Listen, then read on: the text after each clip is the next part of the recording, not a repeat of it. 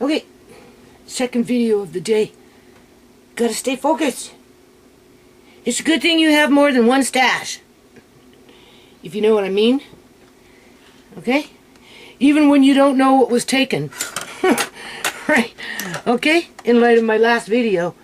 So with that said, I don't want to dwell on it. I mean, I'm looking. I was in my room. Okay? I thought maybe she took one of these things. Where is it? I bought 3 of these. This one's the chicken. It was there. And then I had 2 in my room.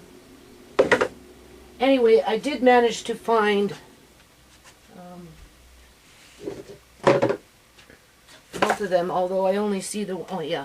So this one here is vegetable. And this one was beef. The beef was a bit more expensive. I bought these, probably about a year ago. It's been a while, right? You know. Anyway, when I opened up the chicken, I honestly, I didn't really like it. So then I ended up buying more from a different company. I don't have the... Go, right? And I tasted theirs, and it was okay. I liked it, right? So what I did is I combined this brand of chicken base, soup base, with the the brand that I just recently bought, which I liked. Anyway, and then what I'm doing is, and then I stirred it up. So I put 2 together to make a flavor that I would prefer. And then I'm putting them in these size jars, which I bought a long time ago for... Well, I actually bought them to have actual gravy mixes right in them, where you can take out, like, you know, a half a cup of the pre-mixed gravy and then just add water in it. But that, anyway, maybe I'll do that another day with different jars. But for now, I like to get things out of plastic, right, whenever I can. Plus, you know, I need to make it where it's easy to get to and it's available, right? So right now we're working with the vegetable, and I didn't like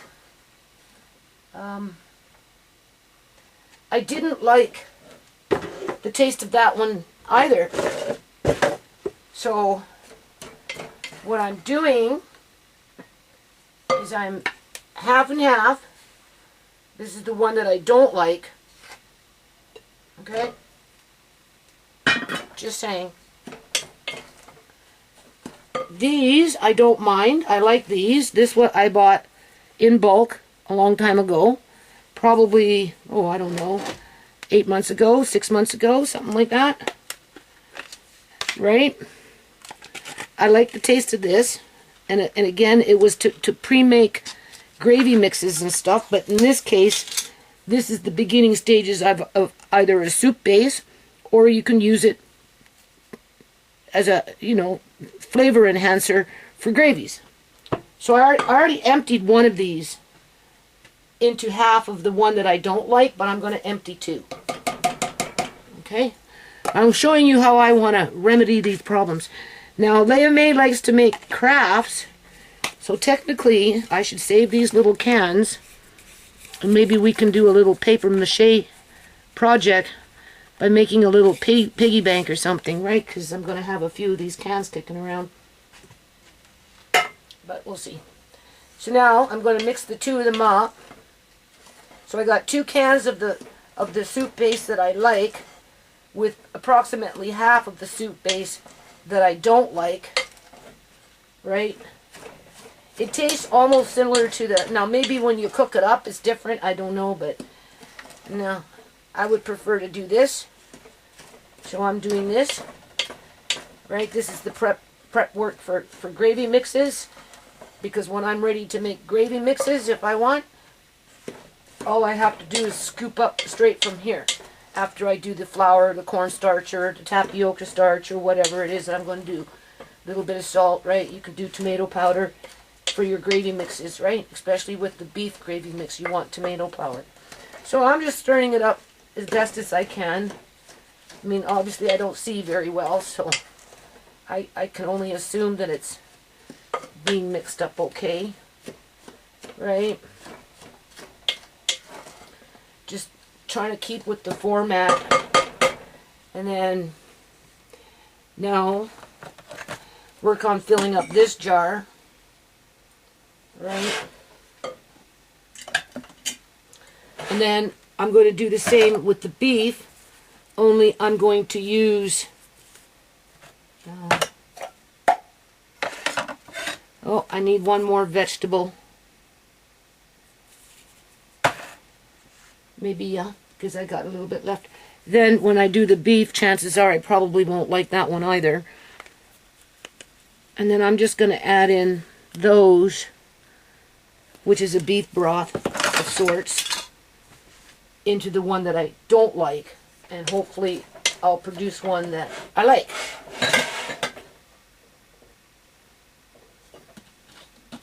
And then,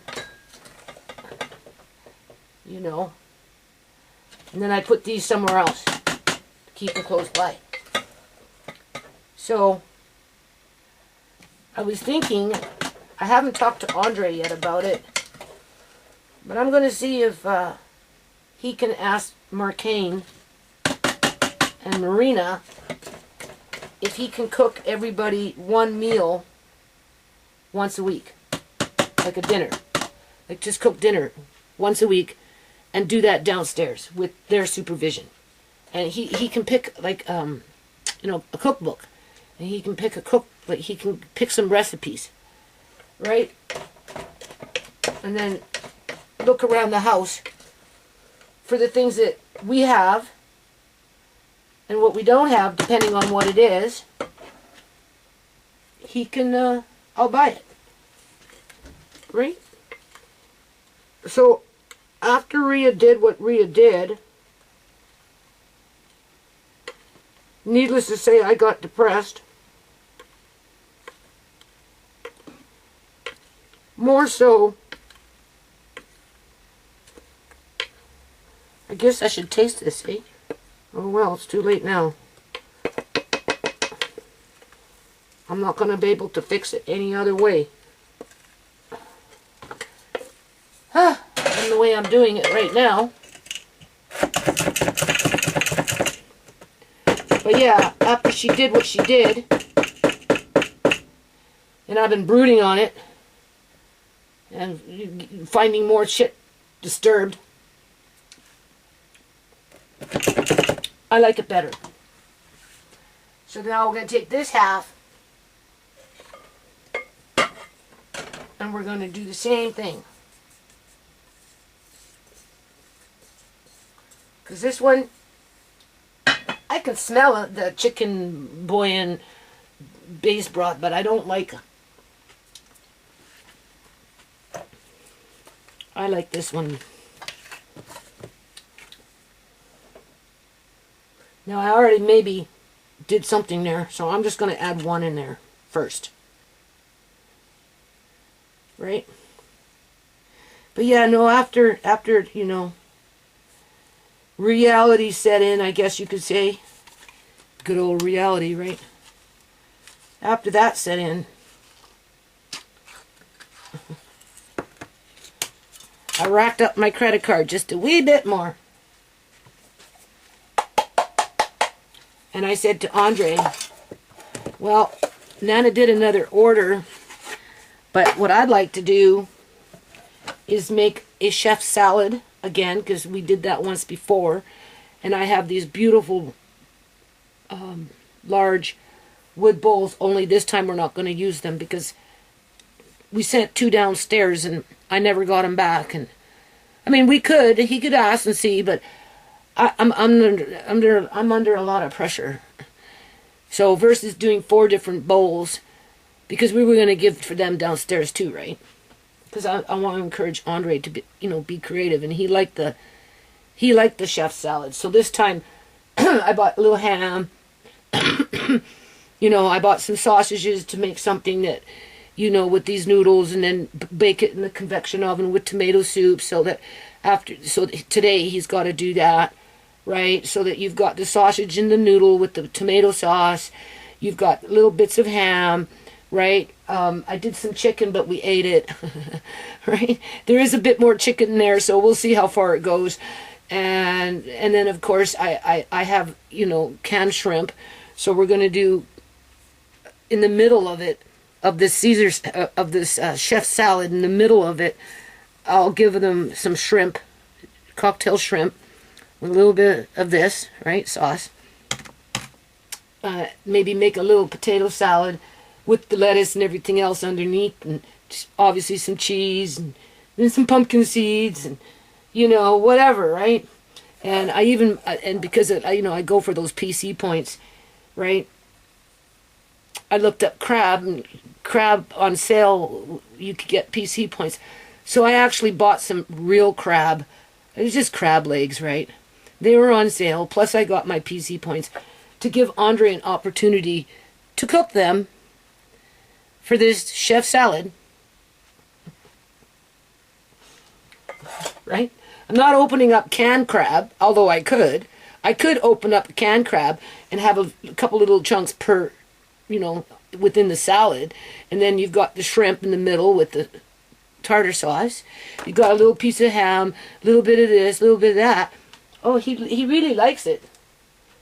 So, that's what I'm thinking to do, but I don't know. I don't have a lot of counter space in here, and I'm being overwhelmed. That box there is filling up with catch the rat traps, right? I'm not touching it. I told Andre, don't touch, don't put your scents on it. You know, I bought the rubber gloves, large for, you know, the boys, right, Marcaine and Andre, and small for me. Not that I want to be fooling around with those things, right? Just so that you don't cross-contaminate these traps. So the rats, I don't know. So anyway, you know, doing dishes, right, laundry, whatever. And I've been doing food prep. I did put one bag almost. It's done now of those green peas, the sproutable ones, into these jars, right? So now I got those extra little mung beans and those other things, so I'm going to start with those first. I've only got 4 of these jars, so Armari's going to get a whole bunch of juice because I want more of these jars. I like it. I think, you know, especially for sprouts, because, you know, a quarter cup, a half a cup at a time, depending on what you're doing for sprouting, that jar will last a long time. And they're small, and they don't take up a lot of counter space or cupboard space compared to, you know, a 1 gallon size jar. So I'm really happy with these jars. I have no problem buying juice in these jars. None. Absolutely none. And they look nice too. Now I think I might have to get another vegetable. I thought I brought up, oh yeah, no, this one's empty. Okay. I know there's one more there. I seen it. This one's empty. I would prefer to put 2 in it, because I like to keep my jar full, and then if there's anything left over, right, this one's the chicken. This is the leftover from the chicken. So this I'll keep close by, maybe underneath my counter, where the other one you can sit there for a while, right?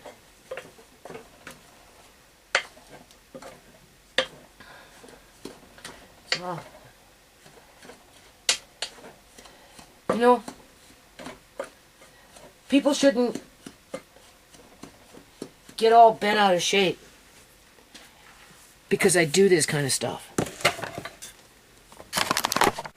So I guess those jokes about if shit hits the fan, right, and everything shuts down for any length of time, it's not like they can come running to my house. You don't be making no jokes that, oh, shit hits the fan, don't worry. We can go to Judy's house. Whatever. I don't think so. Don't come to my house. Go somewhere else, man. I'm serious. Yep.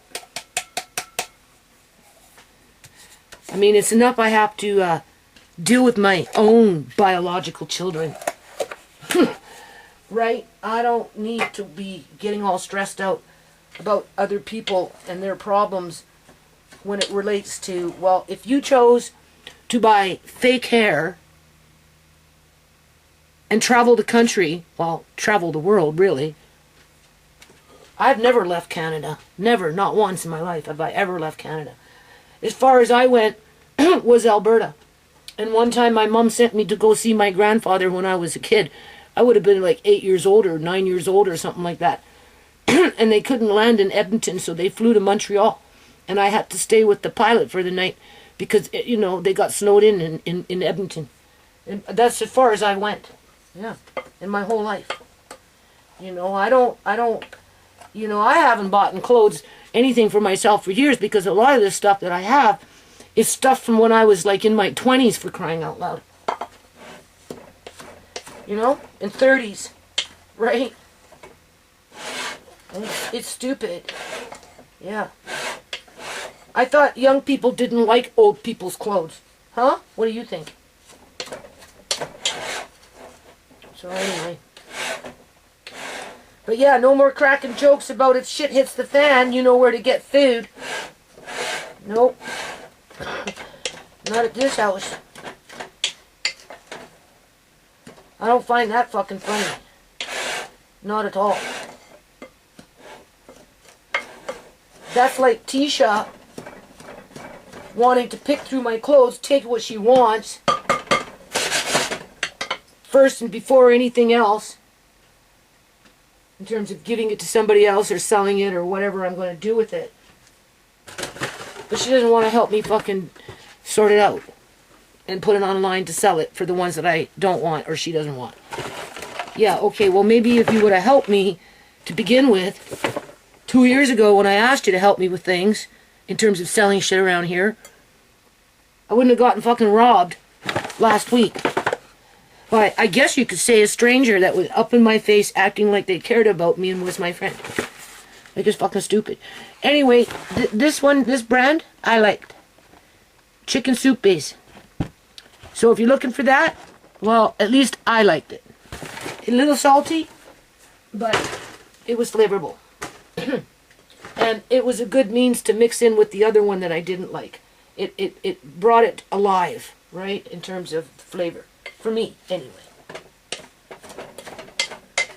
So I'm just showing you that if you have a bouillon that you don't like, because this stuff doesn't really go bad. You can go years and years and years and years and years and years with this shit. You don't have to be something really drastic for it to go bad, right?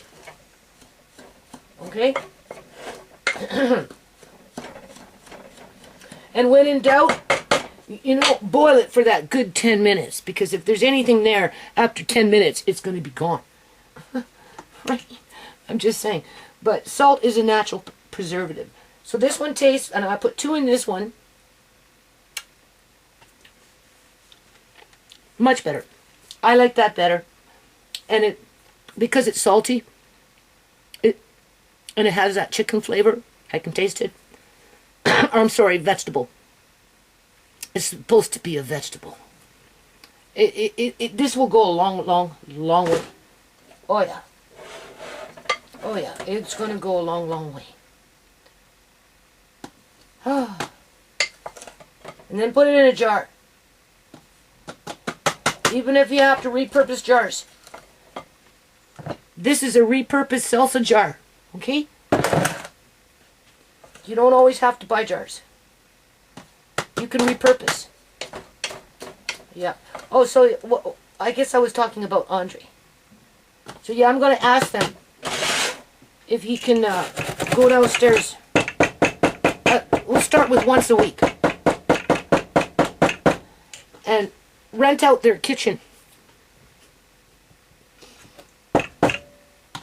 Rent out their kitchen for a plate of food. In other words, let me cook, let me use your kitchen so I can cook, and I'll give you a plate of food, and I'll give you a plate of food.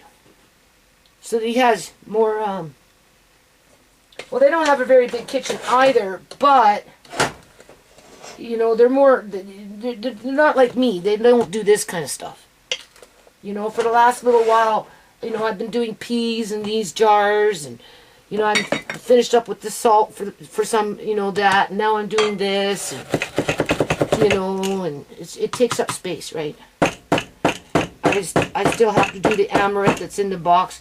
I bought some organic oatmeal. So I got a gallon-sized jar down there for that. And I bought 4 extra jars because I need one to make a pancake mix. You know, a biscuit mix so that you can make pancakes or biscuits or waffles or whatever, right? For Andre, easy for him to do. But, you know, he needs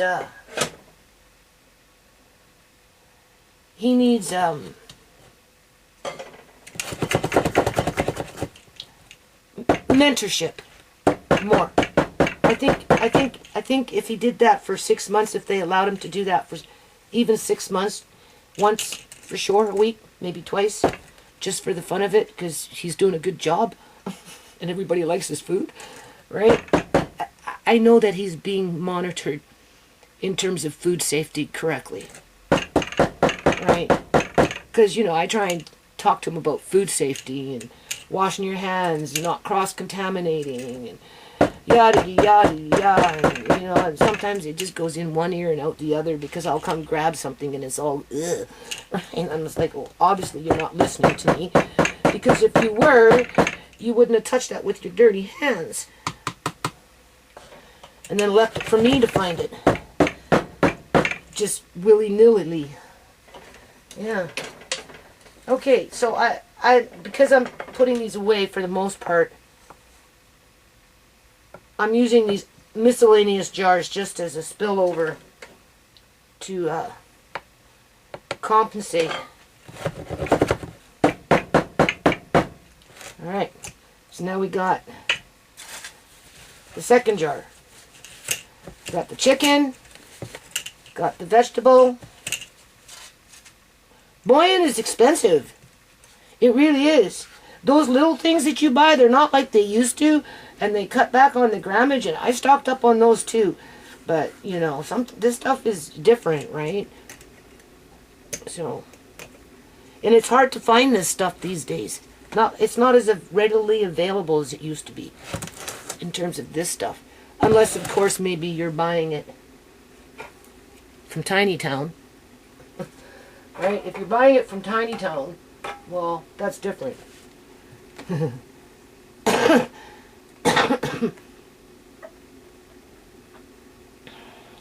Okay, I can't mix this up.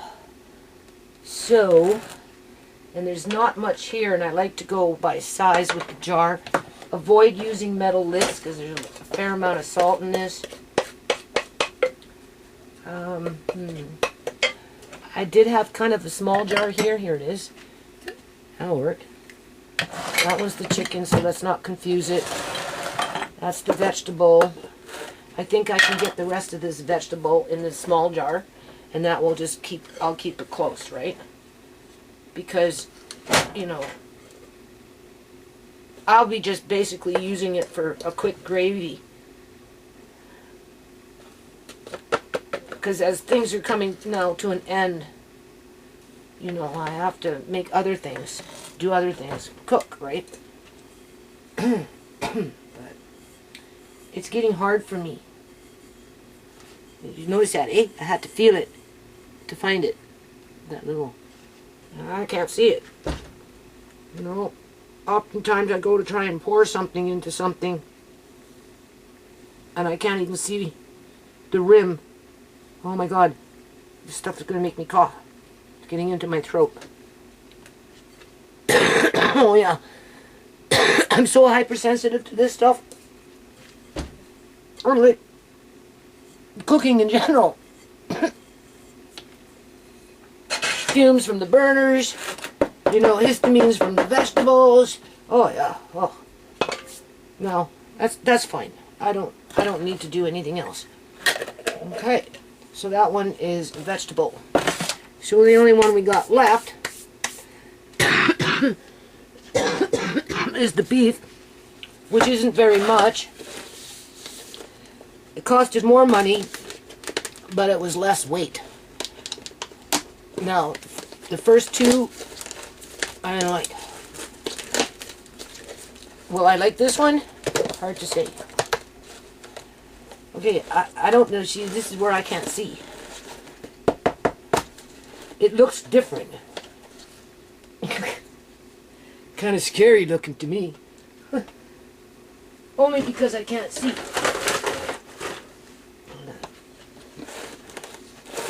I just see shadows.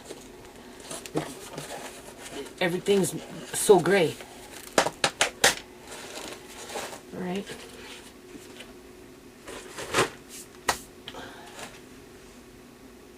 I don't know. Kind of smells like beef. Kind of smells like beef. Let's see what it tastes like. I paid something like $45 for that stupid thing. It's expensive. But it's good. I actually like it.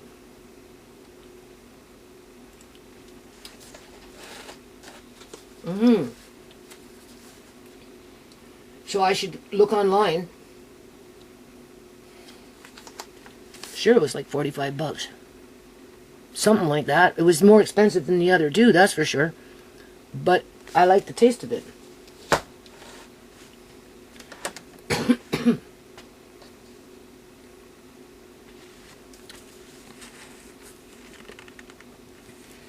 It's a little beefy, not as beefy as I'd like it to be. Now this is, if you wanted to use those bouillon cubes, you could grind up those bouillon cubes, assuming that they're not moist, right? Sometimes they're moist. I bought a whole bunch, they were moist. I put them away, but I'm debating about bringing them out and just... I got them in plastic bags and roll right to protect them from the elements. But I might just bring them out, and I was maybe thinking about putting them in a dehydrator and make them really hard.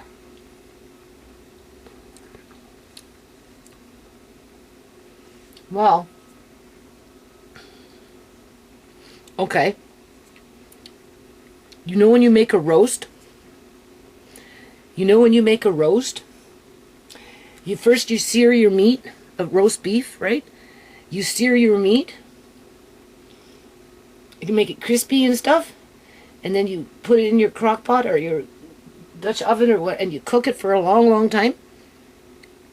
And the outside surface of it just has that beautiful flavor. Well, that's kind of what I got from that. Only they have sugar or something in it.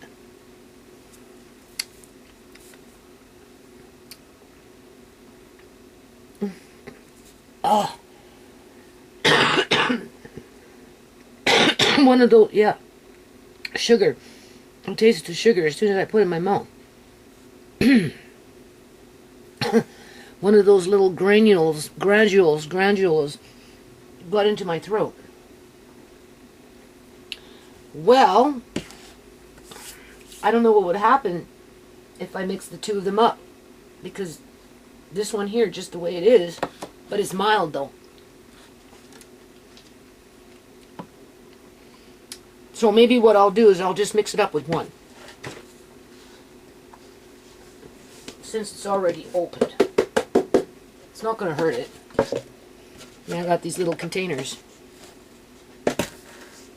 that I may or may not do something with. Okay.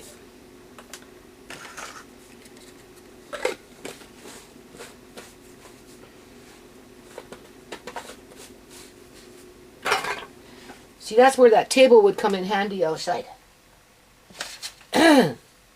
With paper mache.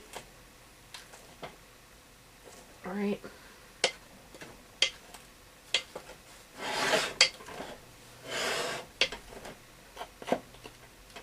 What am I feeling here? Oh, look at that. Yeah, I think that beef was a different brand. It even gives you a little spoon. So I guess that's potent stuff. I don't know where that spoon came from. I don't know if it came from the big container or the little container. I didn't see it.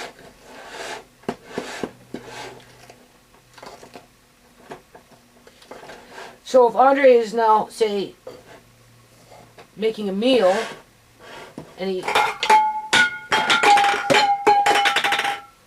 he's making it downstairs. And he has his basic little recipe. He's got to read, right?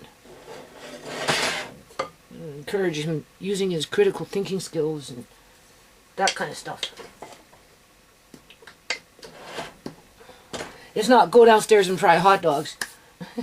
It's like, no, find a cookbook and find a recipe and, right, and you know, or whatever. And he needs something like this. He'd have to pre-get it in advance in terms of putting it in a little container with the lid so that when he goes downstairs, he's got, right? Because we will buy the food. We'll bring the food. He just wants to rent the kitchen for a couple of dollars, depending on what he's making. And they're pretty good cooks downstairs because they cook, right? They give us food. Most of the stuff we like. Once in a blue moon, there's something we don't like. Right? He likes the fish that they make. He does like that. I have to mix this one up pretty good because it was two different, basically two different flavors, but I think it's going to be okay now. Whew. Let me taste it. Big pinch. Hold on, I gotta get the jar.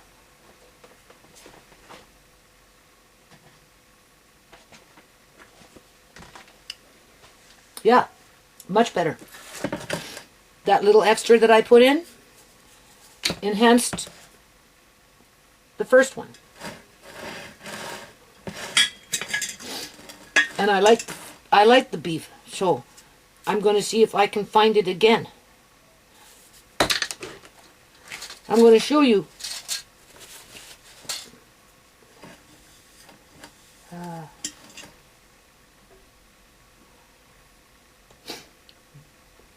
The cast iron that I bought in March of 2024 that had a whole bunch of stupid crap in it that didn't belong there because somebody had emptied out the box that was whatever was inside of it, took what was inside of it, and then filled up the box with just miscellaneous food items in terms of jars, and then threw out a juice and on top of it and a hot chocolate and a mustard. I don't even know where they found the fucking mustard. Honestly, I don't. I mean, obviously, probably on my floor, because I like to keep things on the floor, right? Because the floor is cold, eh? So, I don't mind having a few things on the floor.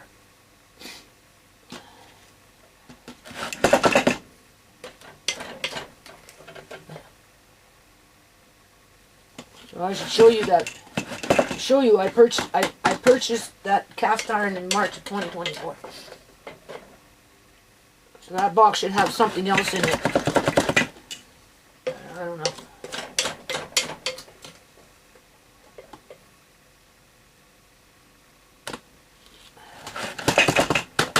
Okay, I'll be back. Okay, so I think I have a right to talk about what happened to me. Right?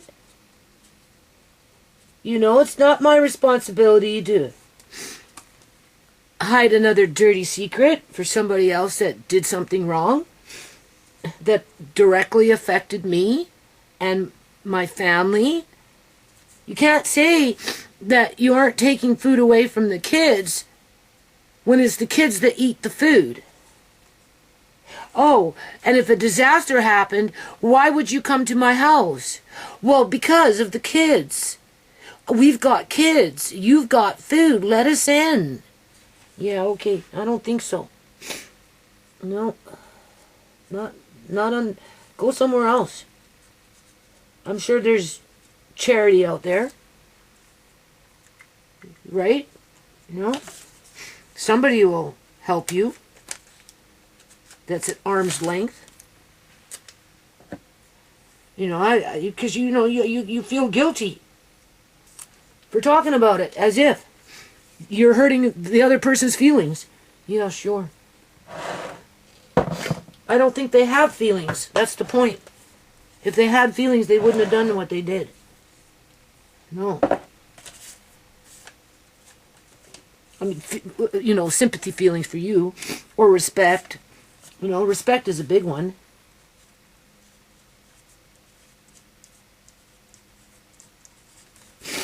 Yep. So, when I emptied off my bed, and I put food on there, some of it I actually wanted it to go downstairs, but I couldn't take it down because of the problems that I have down there. Huh. See? I see. Do you see how I do that? Look at that. Way over here. You can barely see the V. That's how my eye works, because this one's 2%, probably 1% now. Doctor told, if it gets painful, we're going to take it out. I said, painful? Take out my eye? I said, why would you do that? Because, you know, I have to take out that eye. I said, why? Because the pressure is always high, right? 40, 50. And, you know, he says, eventually I just won't see anything out of it. And, that Roto-Rooter thing is too late now. That's what he says. So he won't do that now. I don't know why. I don't know what. It's not any more different than what it was. So I don't know. I don't know how he justifies that, but he does. And then he said he wanted to put a tube in there to help drain it, but said that's more complicated. And he knows I don't feel comfortable about that, so he's not pushing it. And then he turned around and he said, well, you know, probably have to take out the eye one day. I said, why? Why would you have to take out the eye? Because I went to the eye doctor and my pressure was like something like 40 or 49 or something like that, PSI, which is high, right? He said, well, because it's going to get painful. I said, oh, okay. Well, it's not painful yet. So, you know, take it for what it is. Okay, I got to try and get it more in the middle.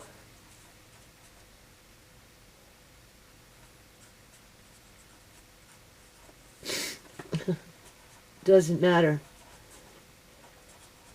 When you get to this point, you start to chuckle about this crap. And you look back at your life, and you wonder why you wasted so much time over stupid crap. That, in the great grand scheme of things, doesn't mean nothing.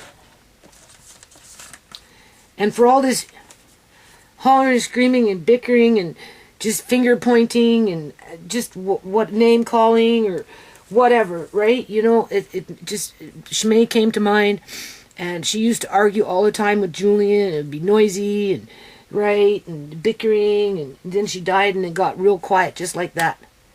Just like that. Yeah.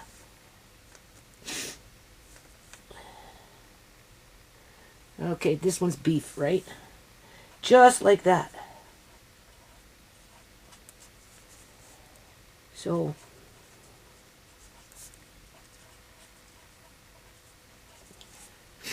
just always remember that when your life is rough and you got all these people fucking doing whatever they're doing with you. Sooner or later, poof, something will change and it will get real quiet. Whether you leave and it gets real quiet, or whether they leave and it gets real quiet. Okay, so this one costed more money. I added a little extra in it, obviously, right? I'm glad I did. It tasted good. I like this one out of all three of them the best. But it's not a full jar. So this I would reorder. So I'll make sure that I look for that particular brand, because it might be two different brands, but with the same container, right? Because that's how things happen sometimes on Facebook. Facebook, on Amazon, you know, people have different products and they use similar containers. And so this one I'm going to add to my Amazon page to order in the future. And then I'm going to, I already saved the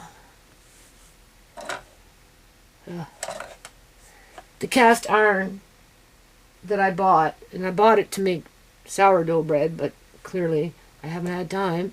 I don't have a lot of counter space, but I have it, and that box was filled up more than likely with meat, and that's why it disappeared. Yeah. Okay, so same day, same video. I'm just sitting here for a minute. Andre's going to make me a coffee before I get back in the kitchen, right? You know. Now, I haven't approved this comment yet. You can see this person here, right there. I guess she lives in Ontario or something, so she's a Canadian, right? She says she's been watching my videos since basically 2011. So, but she doesn't talk very often because, you know, some people just don't. She's got really good literacy skills, writing skills. She's got really good writing skills. And on a previous video, when I was in my room taking out the trunk, she made a comment on that video. We ended up having a conversation through comments, and then I came back later and it was all gone. It disappeared. So I read this is a very long comment. I'm going to approve it in a minute, but before I approve it, look at that. Before I approve it, I want to read it because I can't copy and paste it and put it into my description box because it's more, you know, you're only allowed 5,000 characters. So that can go pretty fast in a description box. If I copy and paste it and then post it under New Nations Unity as a backup, that's a hit and miss as to whether YouTube staff will allow it to stay. Right? Because they're either going to hide it where you can't see it, but I can see it, or they will completely remove it. So I used to do that all the time because, you know, back in the day when people made comments, comments weren't removed. And then they brought in a feature where you could remove, and then they brought in another feature where they can remove. So, and then along came censorship. And, you know, some of the stupidest comments, well, not stupidest, because no comments are stupid, except maybe from a troll. But some of these comments are very generic. Generic would be the, you know, there's nothing threatening about them, and they still get removed. So anyway, I'm not going to copy and paste. I'm not going to try and put it into my, but I'm going to read it. Because I'm afraid that once I approve it, it's going to disappear. Now, whether this person is removing them, or it's YouTube staff, I don't know. I just know that, you know, as long as you're cordial, you can have a difference of opinion, but as long as you don't drag it out and get into mudslinging, I leave the comments there. And I normally have I don't want to call it a debate, but I'll acknowledge it, right? And I'll either say my piece or whatever. But you have to be a down out scoundrel and saying some really nasty crap just because you can, because you're a keyboard Rambo, you know, keyboard warrior, right? You can talk all tough on the freaking internet, you know, and be rude and call me this and call me that and accuse me of this and accuse me of that and threaten me with this and threaten me with that. Those comments I get rid of. Sometimes I copy and paste them just to let other people see that that's what I have to deal with before I remove them. And with the medical kidnapping of Uncle John, you know, it got real bad with the gang stalking with the Duncan clan, and then other factors in there with the city, with the housing market and the landlord wanting more rent, and then in 2018 Shimei was murdered, and then all of a sudden it became another stalker on a whole new level, right? Because of Amari and what happened to Shimei and just stupid crap like that. Oh, what was that noise over there? Cat's jumping, maybe. So anyway, I'm going to read it in the event of that it gets deleted, whether by YouTube staff, AI on YouTube, or maybe this individual, I don't know. Because further down the comment, she's saying I deleted a video and I hurt her feelings, and that's untrue. I would not delete the video. First of all, you've got really good writing skills. Second of all, you express yourself clearly, right? You know, you're not insulting to the point where I'm completely insulted. Not that you've even insulted me. If anything, you were gracious enough to suggest that if you ever won the lottery, you'd swing a little bit of money my way, so that, you know, this struggle that I go through wouldn't be so harsh, right? And for that, I appreciate the sentiment. But, you know, I'll take it with a grain of salt. So, okay, so let's read this first. Message 1. This is the first message. I just read it. I hope you get this message because I upvoted your video and the hand turned white, but it didn't say 1 upvoted. Just to warn you. Yes, I noticed that. Also, 2, even if it shows 1, I don't know, it just lags, right? If you have 1 thumbs up, you can see the 1 and you vote yes, a thumb, or whatever. It won't show it. It will show that you voted it, but it won't show it.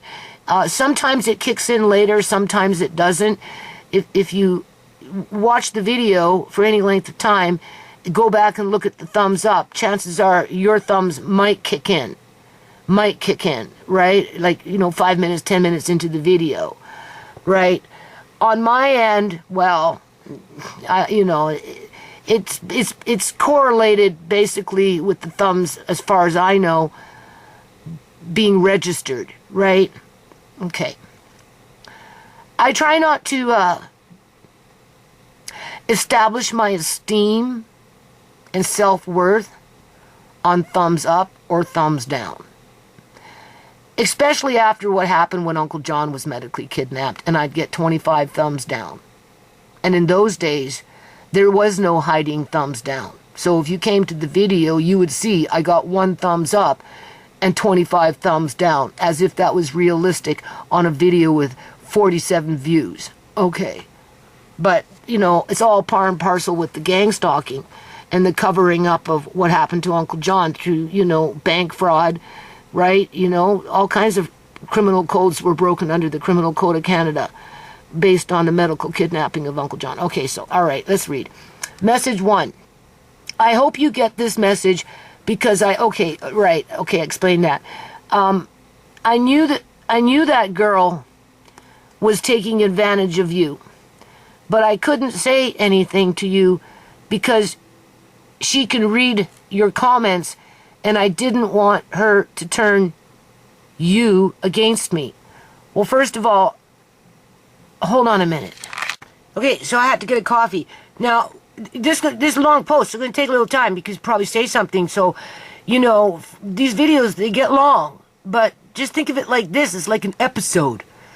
You know, 1 life to live. Right? Remember those what are they called? Soap operas? It's like a soap opera around here. You know what I'm saying? We're just on episode, I don't know, 2,800 and something.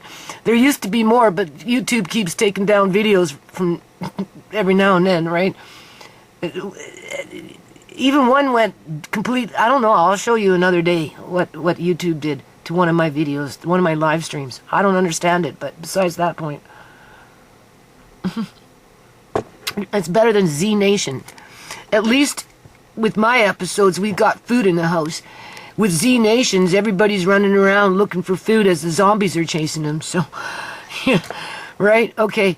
So in the meantime, you don't have to watch it if you don't want to watch it. But if you're like just listening to me, yabbity yab yab, read other people's comments, talk about real life, whatever, show you a few things in the kitchen, whatever, you know, give you my emotions as they flow, right? whatever in terms of how I react to certain things and how I interpret it and how I, internalize and how I deal with my problems and yeah. Okay, so right here, all right? I knew that girl was taking advantage of you. I gotta focus, all right? And my eyes are gooning, so give me a chance. But I couldn't say anything to you because she can read your comments, and I didn't want her to turn you against me. Honestly, I don't think she... Maybe now she might be watching a video just to see if I'm talking about her, but I didn't... as if I wanted to say anything with anything that I've been saying. Honestly, do you honestly think I want to be talking about the shit that I'm talking about any more than the other stuff I've been talking about that's not very nice? As a result of other people and their actions or behavior or whatever, right? And she can't blame me. She did it to herself. She's gonna have to take responsibility, right? It's not my place to smooth it over. I already had that problem with Sierra. Sierra was my daughter. I felt obligated to chase her down the streets and bring her back home all strung out and try and help her to, get better and feel better and do better and be better and I didn't abandon Sierra. And even then, when she was out in the streets homeless, I kind of did abandon her because I had to make a choice between Andre, basically, in the house, compared to housing her in the house.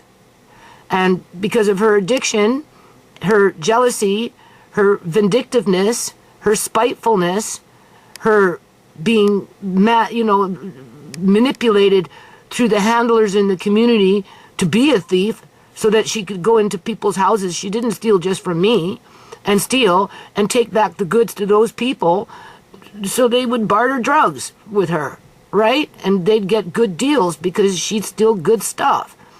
So that was another factor why I couldn't have her in the house. Even though as a mother I wanted to protect her, and I did for years and years and years as much as I could. But when Andre came, it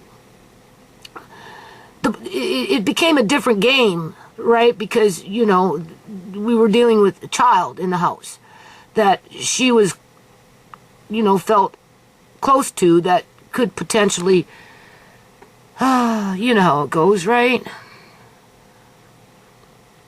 There's only so much you can do for a bloody adult at some point. You have to learn to let go, even though it kills you inside to let go and see your children suffer, right? Because they just want to be knuckleheads and not change with their bad behavior. That's like having Brooks come home and live with me with alcoholism. I can't, and he knows it, so he doesn't even waste my time, and he doesn't even waste his time. Where Sierra was a little different. She kept coming home, wanting to be at home, but couldn't live at home because she couldn't stay sober without the drugs, right? Because of the politics in the neighborhood and the healthcare system making it really hard for her to get the things that she needed in terms of, Suboxone or whatever, in terms, right? She needed more personal assistance that I had time to give to her, and even though I had already tried it for years. Okay. So with Rhea, I'm not saying she's a drug addict, but at the end of the day, I don't like thieves. I've had people steal from me for a long, long fucking time. Over the years, I rented out rooms and girls would steal my shit. And, girls are the worst. They really are, right? And men, they're not so interested in, maybe a bike or something, maybe. But like, when it comes to they're I don't know. They operate on a different level. Although I did rent out a room to a young man that was homeless off the street, and he stole my camcord. But for the most part, he was pretty good besides that, right? Okay, so she can't get mad at me. If she's watching the videos, that's too fucking bad. It's time to grow up. You're a mother of 3 children, with 2 of them with severe disabilities, with the 3rd one on the way in developing them because of his acting out with his behavior. Like, I had a Bailey. She's in Massachusetts. I don't know how to pronounce that correctly right now. But she was saying that, you know, she wished she could comfort me and counsel me or something like that, right? But she's so far away, so it's hard, right? And then I told her, well, I'm doing co-therapy with Rhea. You know, I'm talking to her about my problems with what was going on with, you know, I mean, she was on the receiving end from the moment my stuff started being thrown out of the basement, right? Second time, she got more shit, right? Third time, maybe not so much. But now that we're on this level, you know, if she would have played her cards right, fuck, she would have cashed in with a whole lot of shit along the way. It might have taken a year or two to get there. She could have made money. I was willing to give her 30% on the dollar for anything that she sold, right, for her time and effort. I talked about starting a business. I encouraged her that anything that we had when it related to fabric and sequins and all that crap, you know, we should be thinking about making stripper outfits because she, you know, she used to be a stripper. And she understands the industry. She works with the, you know, she worked with the girls, right? She can communicate with them, you know what I'm saying? And she's young and she's 40, right? So she's young, she's got energy and, you know, and she likes to sew. So I was willing to nurture that in her and provide material. And I just figured, you know, we could work it out in terms of what's fair. Right? In terms of, I'm not trying to take advantage of you, but I'm just not going to give you my fabric just because you want it and I'm expected to get rid of it from everybody else around me. You know, I mean, right? I mean, how much do I have to give? I said, I feel like I'm fucking dead. I feel like I'm dead. Watching my shit just disappear. And it's being taken from me in a ruthless kind of way. Right? Tell me where my stuff is being taken away from me, where the person who's taking it is being kind to me. I can't give you one example yet. Everybody's being ruthless about it. Right? So she can't get mad. She just can't. And I don't think she'd say anything. She needs to learn a lesson. That's what she needs to do. And grow up and be a fucking parent to her children. And if you gotta go as far as steal other people's fucking food as you're making jokes with the daughter of that person that you're stealing from, that if shit ever hit the fan and the earthquake came or the fucking World War III blew up and all of a sudden the supply chain came to a lockdown, like a gridlock, right? And grocery stores dried up. Oh yeah, you're laughing coming to my door. Well, we knew that your mom always had food. That's okay. Let me come in with my 3 kids. Tisha's 2 kids, right? 3 extra adults. That's how many fucking people I'm going to feed now all of a sudden. As they're, who knows? Like this lady says, taking advantage of me. Right? One way or another. In the interim, before the disaster. But as soon as the disaster comes, that's when you're going to show up to my fucking door. But yet you come into my house. I just, oh my God, like you don't even know. Like I so believe that she was genuine. And at 63 years old, you would think that I'd be smart enough to be able to see the con game. Because it was a con. Like Lady Jane. I sent her a freaking email like 3 days ago. Like, what happened to the freaking follow-up? I gave her the money, what was it, in March of the 27th? March 27th? It was a measly $100 to go give to Peter, little Peter, and whoever he's staying with in terms of the adults. So they had a little extra money to feed little Peter and just give us an update to let us know that he's okay, that he wasn't fucking kidnapped in Uganda and sold off to child sacrifice. Because they do that stuff in Uganda, you know. And it wasn't like Mama Peter had her shit together and a large support system. So little Peter could be anywhere for all we know. Well, what's Lady Jane doing? She's just doing her same old okie dokie crap. And I'm like, well, does that mean she's running a scam on me? For sure now, maybe, huh? Yeah, just tell her that we'll do an update. Yeah, just keep telling her that, and you know, eventually she'll stop asking and she'll get the message. Yeah, exactly. It'll be the last $100 I ever fucking sent to little Peter, because clearly he didn't get it if you didn't do an update. Right. Okay? I don't even know where I went off on that one. Okay, let's stay focused. This is better than Z Nation, okay? At least we get snacks. You want popcorn? I can give you popcorn. You want corned beef on rye bread? Well, here, I don't have the rye bread made, but if you take the time to grind the freaking rye kernels and bake the bread, you can have that too for a snack. I'm just using that as an example. Oh, maybe you just want a can of vegetable soup. That's easy peasy, but everybody likes that. That's so good. Oh, yeah.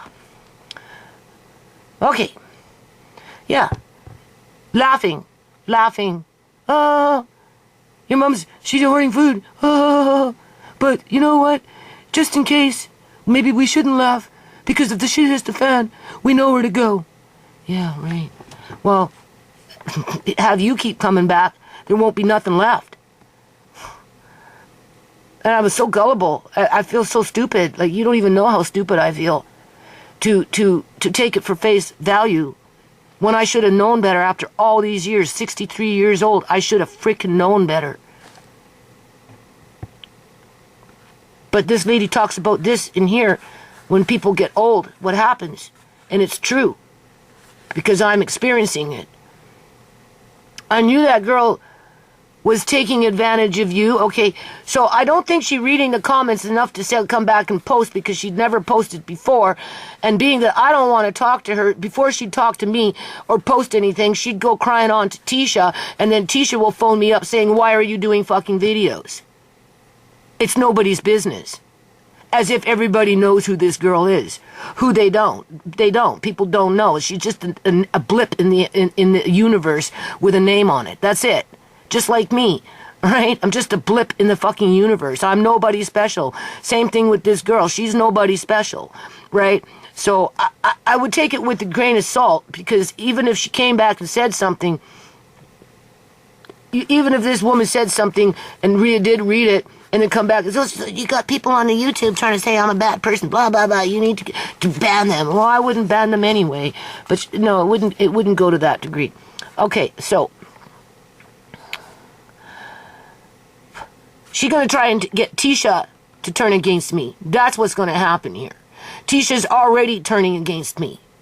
You're crazy for not letting Andre go to a birthday party with her and her son, because her son has no friends. And Andre has to be this child's friend in order to make the child who's friendless feel good, even though Andre is just waiting for the next wonk, because you never know when it's coming with that kid. Whose fault is that? Andre's or the kid's fault? It's the kid's fault. But Andre's expected to take the whack when it will come.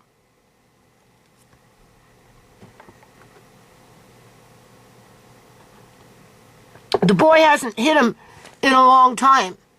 But then Andre's only seen him twice in a year. For a short period of time. And the last time he seen that boy, what did that boy do?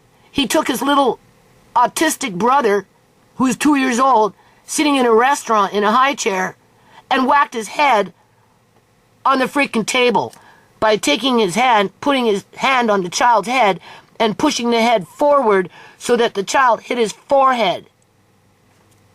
And then he sat down. So if he's not hitting another kid, he's doing something else to a different kid, including his own brother. Well, the mother is just saying don't do it because she doesn't know what to do outside of what she's been doing. Okay? Andre doesn't like that crap. He just doesn't. It disturbs him. Never mind being on the receiving end of it. Okay. Does Tisha think about that? No. Instead, she accuses me of isolating Andre so that I can lock him into looking after Amari for the rest of his life, which is a bunch of bullshit. Because when the rubber meets the road, I tell Andre, if you don't step up to the plate, take it more serious. I understand you're 14, you got a long way to go, but if you want Amari in your life, you have a choice. And yes, you can do this, this, and this, and as well as look after Amari, and even quite possibly me, and get paid for it while you have your little side gigs. Otherwise, if you can't step up to the plate and look after Amari in every capacity in terms of keeping the house clean, paying bills, making sure that the food is safe when you feed it to him, like one of his juice jars, like the prune juices in the jars, the button, the lug lid, the button, it popped, right? And I said, Andre, come here, look, see? And it's popping, right? And he goes, what's going on? And I said, well, it's no good. He said, it looks fine. I said, doesn't matter.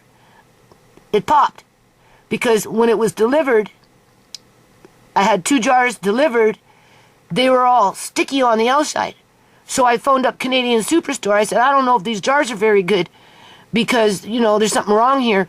They said, oh, well, just one busted in the box, but we'll just send you 2 more just in case.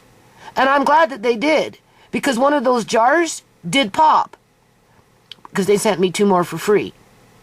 So I paid for 2, got 2 free, and over a period of time, because whatever was going on with that particular box of those juice, one did pop.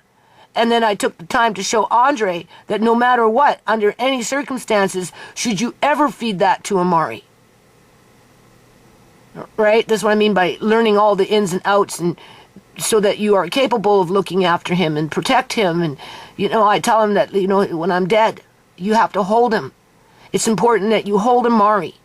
Does it make you uncomfortable to hold him, right? Because he's boy on boy, right?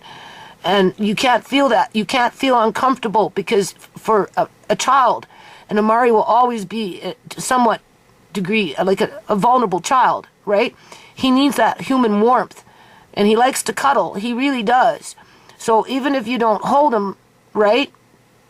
Let him, because you lay on the couch and he'll flip himself over and he'll inch himself. Next thing you know, he's got his head up on your, on your hip and shit. Like he tries to lay next to you, right? He snuggles in. He gets in the blankets and he snuggles in, right? Or he likes you grabbing him and bringing him right up and cuddling with him, right? He likes you to hold him when you're sitting up sometimes, right? Especially when he's sick. Especially when he's sick. If Andre can't do these things as he gets older and I'm incapable of doing them, well, then that means Amari's going to probably go to foster care. And I tell that to Andre, right? Because who else is going to look after him? And if they do, for how long? Until they just don't want to do it anymore because they get tired of fucking blankets starting to smell like piss because his freaking diapers are leaking out. Or when you feed him and you get food everywhere, or whatever. It doesn't matter. It's the fact that he's always going to be disabled, but he deserves love. He provides love. When Andre goes to feed him, oh my God, Amari gets so chatty.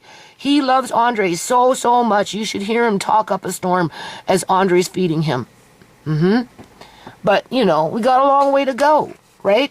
But other than that, no. He's working his little job now. He runs around out there with his friend, and he's going to the mall, and, with his friend. I don't let him go by himself, right? Everybody's surprised that I'm letting Andre go to the mall by himself with his friend. But, he's progressing really nice, right? In terms of growing up to be, and I always remind him, if you're going out into public and you're in a store, never ever fucking steal. I don't care what the circumstances are. Never, ever. I reinforce it into him all the time as I got people around me stealing my shit all the time. That's like mixed messaging. And they can't get mad at me for talking about it if they're the perpetrators. I didn't ask them to go off and do stupid shit. They chose that for themselves.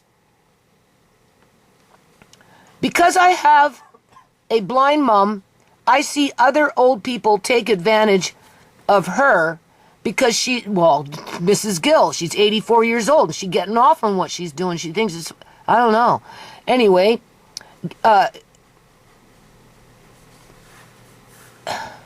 because she is vulnerable and she is too generous with money. She is getting Alzheimer's.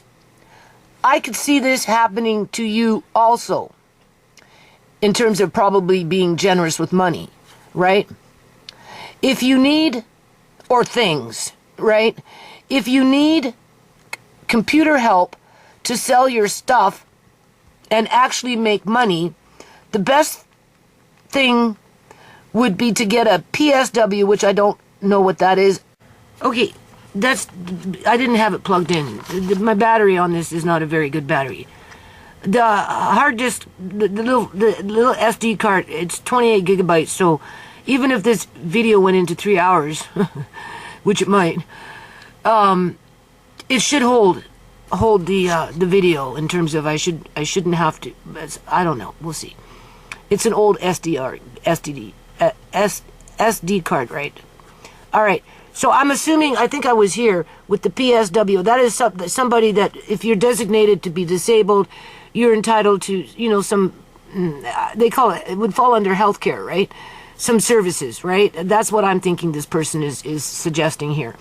I'm a long way from that yet, because I haven't even, I'm working on getting my disability form filled out again with this new doctor, but it's, you know, it's not easy for me, and you know, it's not like I'm running off to the doctor's office to get that filled out, even though he's only got, all he's got in terms of my records is just something from the eye specialist, which would be more than enough to qualify at this point with my eyesight, but besides that point.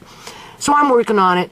And I mean, like, obviously the blinder I get, you know, my son will be the first one and my daughter will be the first ones to know that, you know, I'm at the end of my rope and something needs to change. I don't know how to change it because I don't. You know, this is where co-therapy can come in handy, but not when people are co-therapying with you to conspire against you, to hurt you, so they can steal from you, or take from you, or manipulate you, or whatever it is their agenda is, okay? Like my landlord right now is just trying to manipulate me to be, I don't know what, like, fuck, you take my shit away, you expect me to plant seeds, you still want me to empty rocks from buckets and get rid of my table, so I can't even do paper mache with my grandkids in the summertime if I wanted to, or whatever, and like, for what? And you're asking me to live and pay rent for that? Like, that's what I mean by manipulating.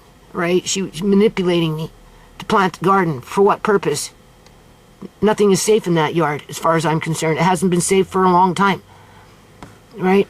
I mean, who throws batteries into ponds? Unless somebody that's mentally disturbed. All right. Has computer skills, okay, to help you, but because they have to answer to the government if you complain, and they would know that they could lose their job for stealing. Well, the way things are going, I wouldn't be surprised if at some point when Andre becomes a man, if he wants to, he could take on the role of a caregiver, whether it's me or Amari or both of us, and look after us with assistance from that particular type of program. But he'd have to grow up and be a man first and know how to run a household. And he's not quite there yet, and I don't expect him to be there. But I'm also not denying him the opportunity, because by taking the opportunity and growing into it, then he's established himself a home that he'll be able to manage and not lose everything that's inside of it. Because at the rate things are going with the people around us, everything is disappearing slowly but surely, and Andre will be left with nothing, with Amari going into foster care because nobody wants to look after the problem. Because that was Shimei's problem. Yeah, okay, because they're too busy trying to fucking get their wealth on wherever they think they can get their fucking wealth. As if you can hang on to it. Okay, especially in this day and age. You got to be a pretty damn bad person in order to be able to hang on to your wealth. And Eleanor Gilding, the only reason she's got wealth is because she robbed it from her brother, who did nothing to her, who had no real relationship with her for over 50 fucking years. But she called the sister card and her provincial senior nursing card made bribes with the bank, made bribes with the employees at Fraser Health Authority, and she got whatever fucking inheritance Joan left John, and got rich. But the only reason she got rich, she had to be a crook. She had to be a criminal to do it. That's the only reason she's got what she's got.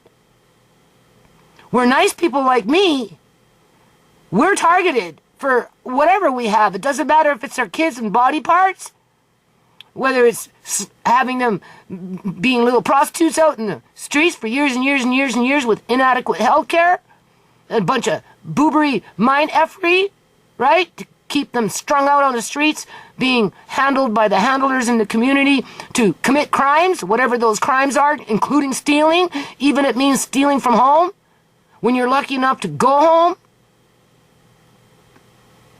And because they're not getting adequate health care, it's not like you can keep them at home. It's messed up. Just think, this is better than Z Nation. There's no falsifying the script here. It's not a fairy tale. This is real life. This affects real people. Lots of people are going through this crap. I'm sure of it. Well, she says it right here. Old people, her mom. Old people are taking advantage of her mother who is elderly and quite possibly developing Alzheimer's, which makes it even worse. And in the posts that got deleted by YouTube and their staff, or maybe she deleted it by accident, who knows, I don't know. I know I didn't delete it because she's making reference that I deleted something which I didn't. But she mentioned that, what did she mention? Something about her mom. Oh, her mom is cranky. She's a cranky old woman. And she looks after her mom. You know, buys her groceries, takes her groceries, does whatever she can do for her mom.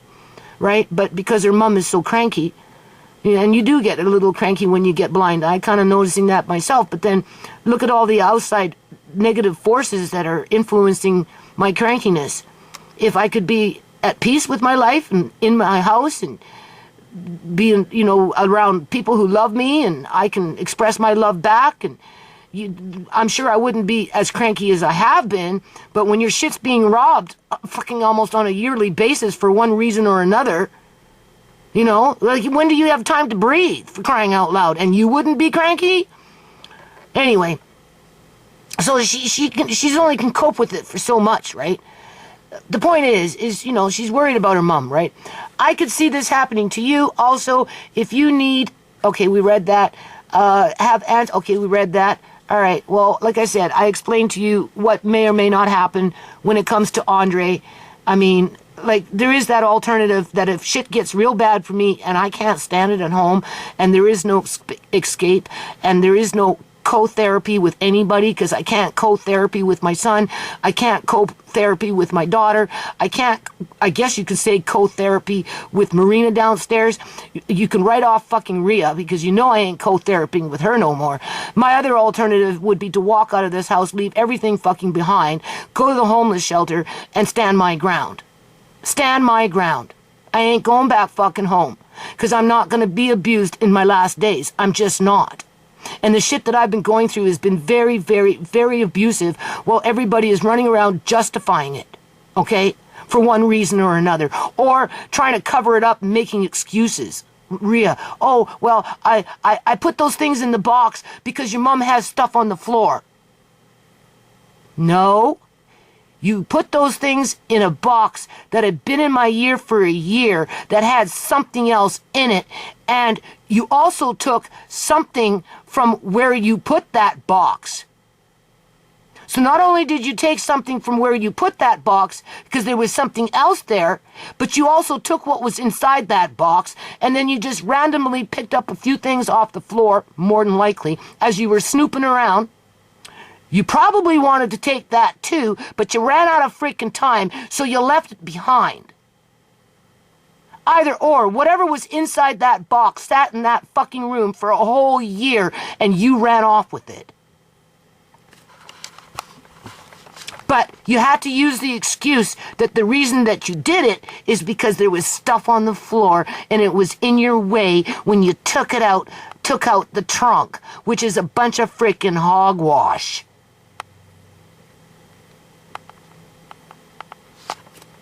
Hogwash. I'm stupid, but I'm not that stupid. I was stupid to take you for face value. For giving you the benefit of the doubt. For trusting in you. To take you under my wing.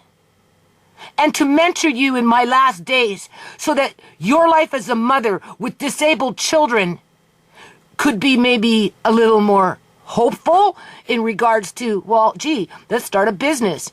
We got something in common. We both like stripper costumes. We both like to sew. I can't sew as much as I like to, but I'm sure I can do a few things. And I got a lot of supplies. We just got to iron out the pros and the cons. Well, guess what? Forget the freaking pros. There are no pros. It's all cons now. And it ended up being one big freaking con. This is better than Z Nation. Okay? You don't like it? Go watch a different show.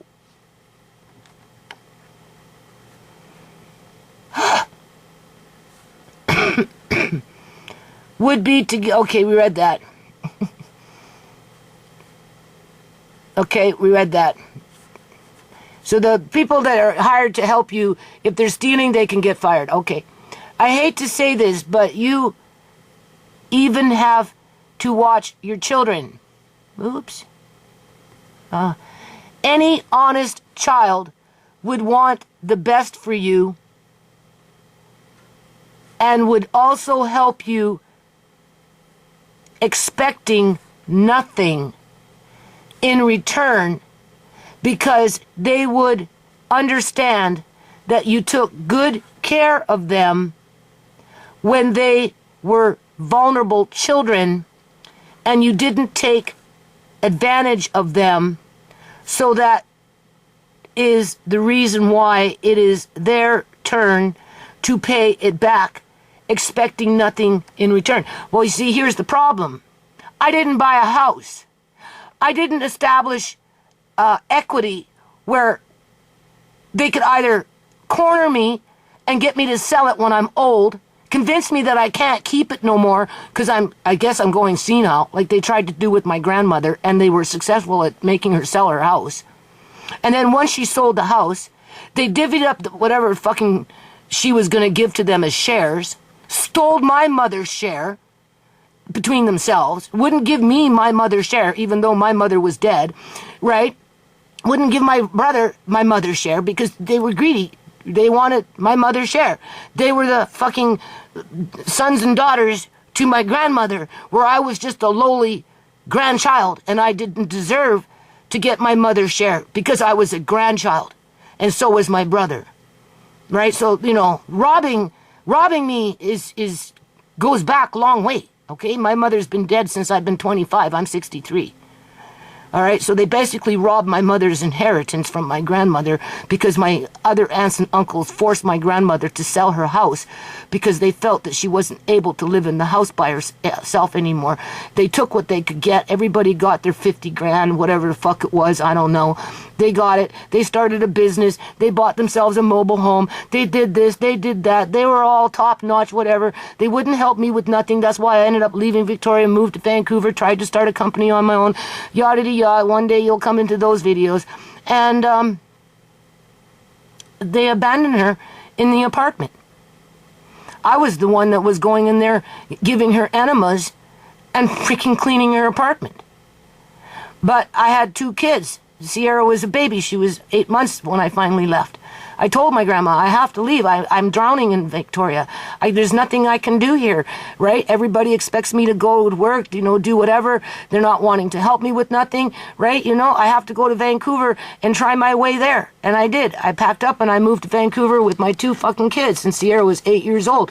8 months old. 8 months old. As a matter of fact, that trunk that I gave Rhea, honestly, was in the apartment. I remember doing it now, because I looked inside and I seen those little purple yellow polka dots, right? And it triggered a memory. I covered that when Sierra was a baby after I had her in that apartment before I moved to Vancouver. By hand. By hand.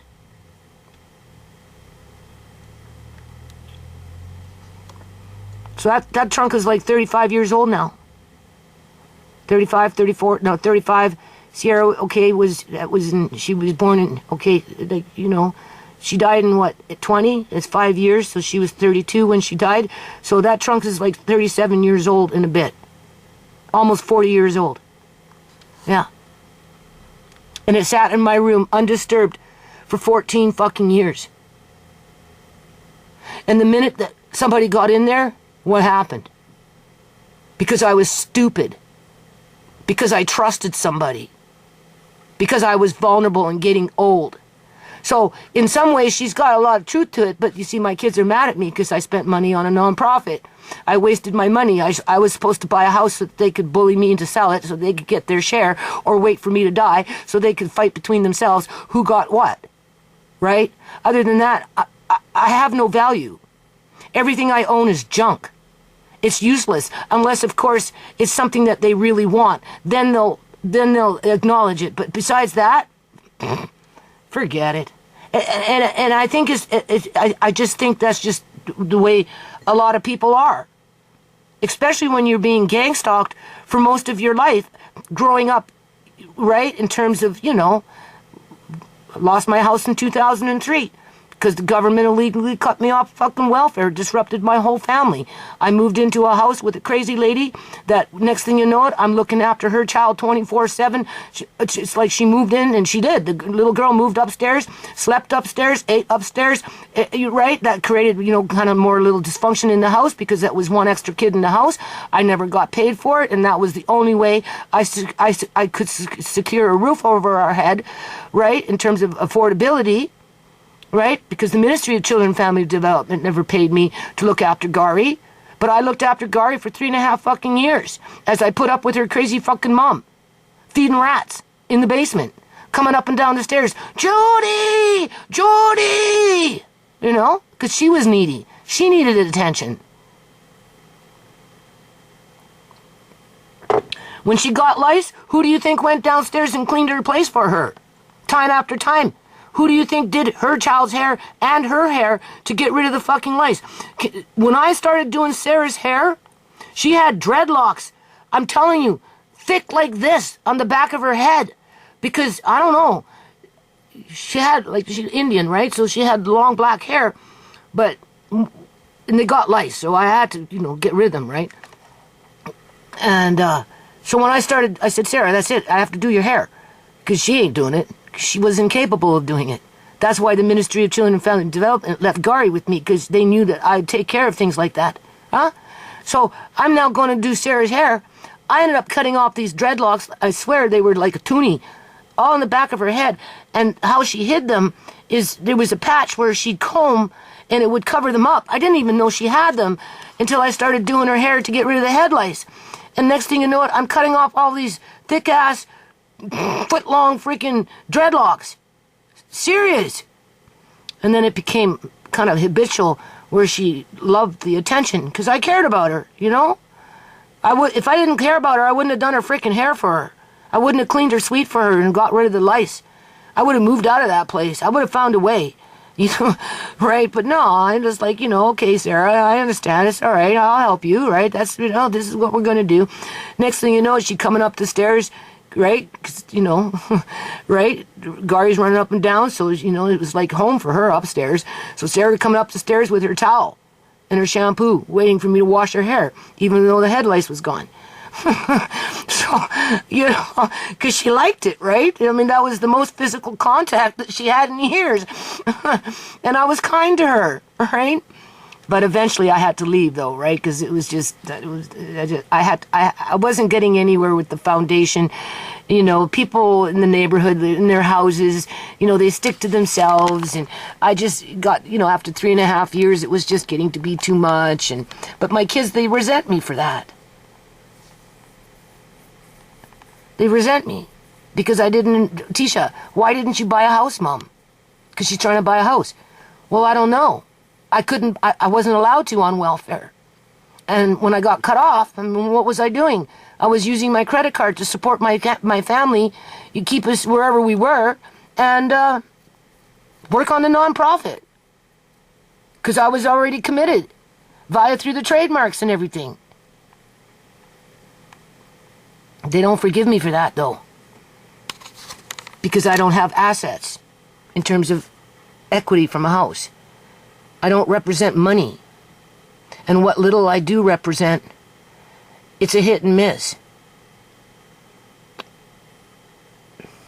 I don't know where they get that from. The computer, their peers, society in general. Look at my landlord, 84 years old, doing all this shit to me just because she wants fucking money. And she's 84 of all people. Think about it. Right? I figure she's going to make a bed of money. When they lay her down in that coffin, that's what she'll be laying in, is a whole bunch of fucking money. Right? She's got to pad her fucking coffin with a whole bunch of fucking money in order to feel comfortable in that grave, assuming that they bury her.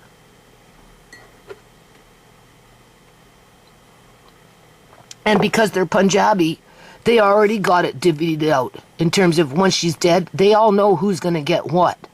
The only thing that they don't know is it won't be confirmed until they read the will.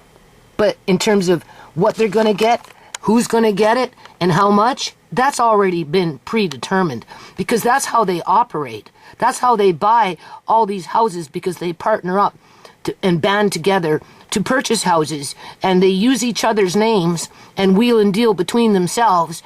And many of them become slum landlords so that they can accumulate even more money to buy more houses.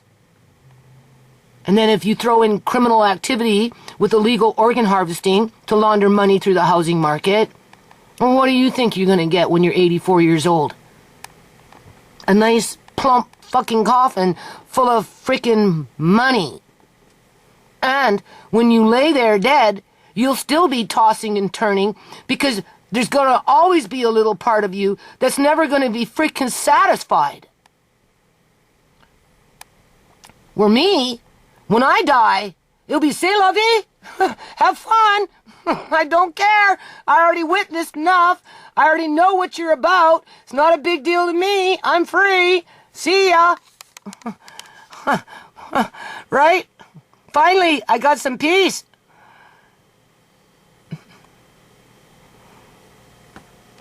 I'm so sorry that you are having hundreds of dollars, no, more like thousands of dollars, over since January 12th of this year. You can tack on another $1,000 because for everything that I've given her, not including what I've had taken from me recently, which is in the hundreds of dollars, I'm sure. $10,000 with my landlord, plus an extra $500. So that's $1,500 in terms of what I have to pay for a bin that was a setup to rob me and to humiliate me and to set me up for failure so that they got a case to say that they can throw me out because the city's been called on me too many times. Whether it's too green in the yard or too gray in the yard, right? Whether you worked in the yard for months and months and months and months, and then all of a sudden the city shows up and says you haven't been working hard enough, so now we're going to make you work even harder because we need this statistic so that when we're ready to get you out of there, we have the ammunition in terms of the evidence because, you know, we've got 5 pieces of paper that said that you had cinder blocks in your yard. Cinder blocks. With some dude taking a picture of a cinder block because it was too gray. That's just a lot of mind boobery. As if I could ever buy a house so that my kids could be happy.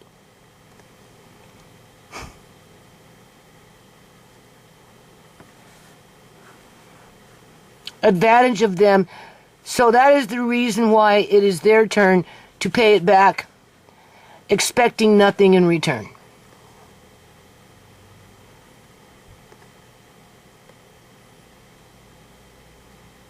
Where am I? I'm so sorry. Yeah, so $1,500 from what happened with the landlord in the city of Surrey. Tack on another $1,000, right? Including with what just happened.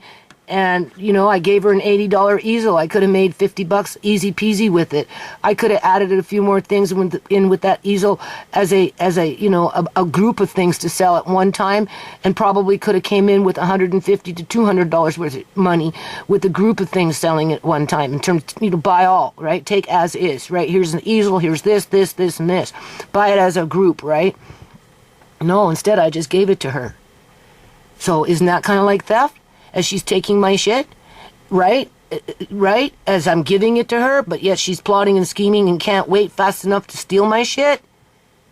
All right? So, you know, since January 12th of 2025, you can kiss $11,500 down the drain, and out of that is $3,000 worth for my son and his labor. Because you know he's holding that over my head. Right? I asked him to come and do something with this stupid fucking rat up here. You know, give me an idea of what trap you think I should use. It's either the sticky trap, the catch and release trap, the, what is it called? The snap trap, or poison. I have 4 choices. That's it. Has he come up? No. Why? Is he mad at me still over the water drum? I don't know. Andre just says he's miserable. So I'm like, okay, well, I'm making him a little care package with some salad dressing, 2 cans of shrimp, 2 cans of chunk crab, 2 cans of freaking crab with leg, right? And I got this little sauce thing I'm going to put in there. And I gave him 1 bag of, and I mentioned it before, 1 bag of raw pistachios to try out, and another bag of just lightly salted pistachios. You know, it's just a little bag, right? You know, right? Little care package bag kind of thing, eh? I'm waiting for him to come up so I can give it to him. And I'm going to offer him a jar of these sproutable peas. If he doesn't want them, he doesn't have to take it, right? But if he wants one, he can have one. Because, you know, they're doing their little health thing. So I thought, well, you know, maybe you want to sprout some peas, but maybe not. I don't know. And he's not even coming up, so I'm feeling kind of hurt. Because, you know, it's not like, I don't know. So Andre's going to have to, I don't know. I don't think this catch and release cage is going to work. Because I'm afraid the rat will jump on top, walk on it, walk on the lid, put pressure on, like on the door, because it's only hooked on a hinge. Step on it. I have to see how, I don't know. Step on it, and that might be too much weight for the door to close, and then the rat can't get in, and then it's going to be running around all pissed off and scared.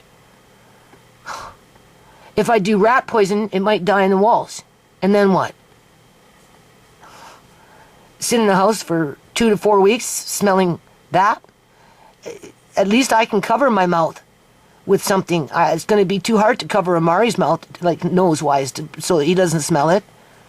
Right? Andre can run around with something over his face, avoid the area, but not Amari. So I'm hooped.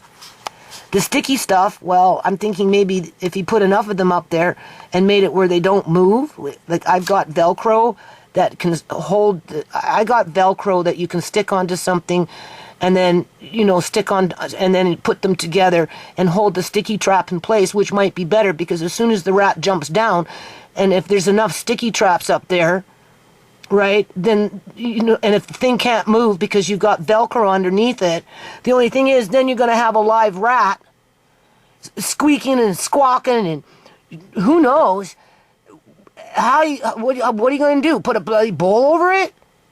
It's like a spider? You know, you want to catch a spider?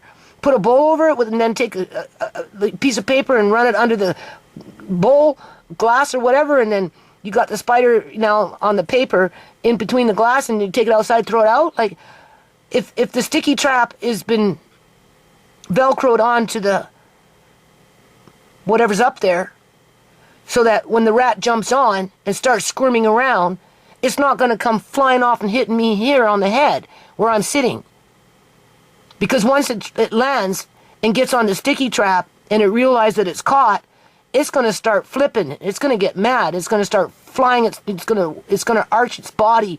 It's going to try and escape. And that trap thing with the rat is going to fall off my freaking bookshelf, land into God knows what, if not directly at me. So maybe that's not a good idea either. If I use a snap trap, well, that can get grody. Assuming that, you know, it doesn't trip it when it's coming out of the hole. And if it does catch it, there's going to be blood all over the place. And if it only catches part of it, and it's partly injured, and it can still move, because that happens sometimes, who knows? That might come flying at me. But my son, he's not addressing it. I don't know what he wants from me. What, to pay $1,000 to have some goof come here and tell me, well, I think we should try this first. Yeah. But we're not going to seal the outside of the house. No. We're not going to try and prevent them from coming in, because that's not my job. My job is just to catch the rats. So here, put out poison on the outside of the house, as if I can't do that for myself by ordering those bait traps, right? Get some foam and go around the house and spray it up in weak spots where maybe something can crawl in. Well, okay, if I go off and buy that foam, as if I can see or even use that foam, I might have to, because I don't know if my son will do it, because it's a hit and miss, because he'll be like, well, why should I? You know, blah, blah, blah. Or I'm not paying for it. Well, fine, I'll buy the crap. And if he does it, then I would like to think that my landlady will pay back for the foam. But then I wouldn't be surprised if she doesn't tell me that I don't pay enough fucking rent and she's not paying for it. And that's the end of the conversation. She'll blame me for the rats. I'll be, yeah, okay, whatever. It's a house since 1962. When was the last time you had anybody ever go around this property trying to fucking seal up holes? Tisha says, 14 years? Finally? Something in the house? Well, you've done pretty good, Mom. Well, she lives in an apartment infested with freaking mice. Okay? So, right. Anyway, better than Z Nation. Okay. All right. Could call the police. Okay. Having hundreds of dollars worth of stuff taken from you. This is elder abuse. I never seen it that way. I just never seen it that way. You could call the police on anyone stealing from you. Well, I know that, but sometimes it just, you know, it makes matters worse, right? Like when Marcane was doing what he was, Andre called the cops, and I'm like, no, that's the last thing you need is to just agitate it and make it worse. Calling the cops, what, going to her house, she's already hidden, you'll never find it, right? It's been buried, as if she'd even admit to it. So that's not gonna solve the problem, right? And it puts people on, you know, the defensive even more. Especially if you call them out on their crap, right? A lot of people will stay quiet because they feel guilty for speaking out about the travesties that are being perpetrated against them. So before they'd want to hurt the other person's feelings or put them on guard or make them feel uncomfortable, especially if they're up in your face trying to be nice to you and convincing you that they would never do anything like that to you, even if you brought up the subject for a brief moment, and they're on the mission to convince you that they would never steal from you, that you've always been nice to them, you know, blah, blah, blah. They give you a million reasons why they never would, but yet they did. You know, calling the cops isn't going to solve any problems when it comes to that kind of crap, because it's kind of like a person that constantly lies, you know, it's just part of their psyche, you know. I mean, like, how many times do you have to fucking lie? You lie enough times that you convince yourself of something that you forgot what you did, so clearly you blacked out when you stole my shit. So you're worse than an alcoholic that drinks themselves to oblivion, if you don't want to take any responsibility for what you've done.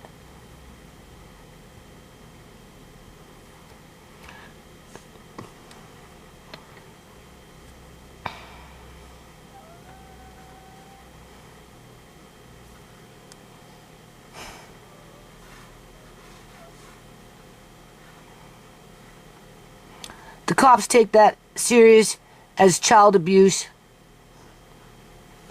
Okay, where are we? That is elder abuse. You could call the police on anyone stealing from you. The cops take that as serious as child abuse. People don't see me as old yet, though. They just don't. They think I'm some spring chicken full of fucking energy that can go out and plant food and do this and do that and do. Hold on a minute. All right. Does Andre have computer skills? Yeah, he does. Some skills better than me. Serious. Where he could take some good, bright pictures. Well, we're talking about it, right? I asked him, you know, like, if he had a little... I used to have this little camera. He can't even remember the camera anymore, and it's gone. So we don't know where the camera is. It's just a little camera. And then I've got a bigger camera that right, it's old school, and it can take pictures too, but I've misplaced the instruction book on it. So we can't really use that at this point. And I have to pull out the laptop from the bedroom because at one point I punished him over a year ago, and I took it away and then I buried it. And then because I've been taking out shit from my room, that kind of got buried and it's been there, but I've already replaced that laptop with a better computer that he now does live streaming on and does all kinds of things on the computer, which no regrets there, although, you know, he does take it for granted when it comes to like too many hours on it.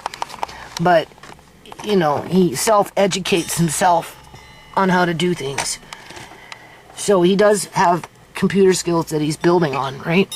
And we've always said that he's going to end up managing whatever we do. It's just, Rio is just to help to speed up the process.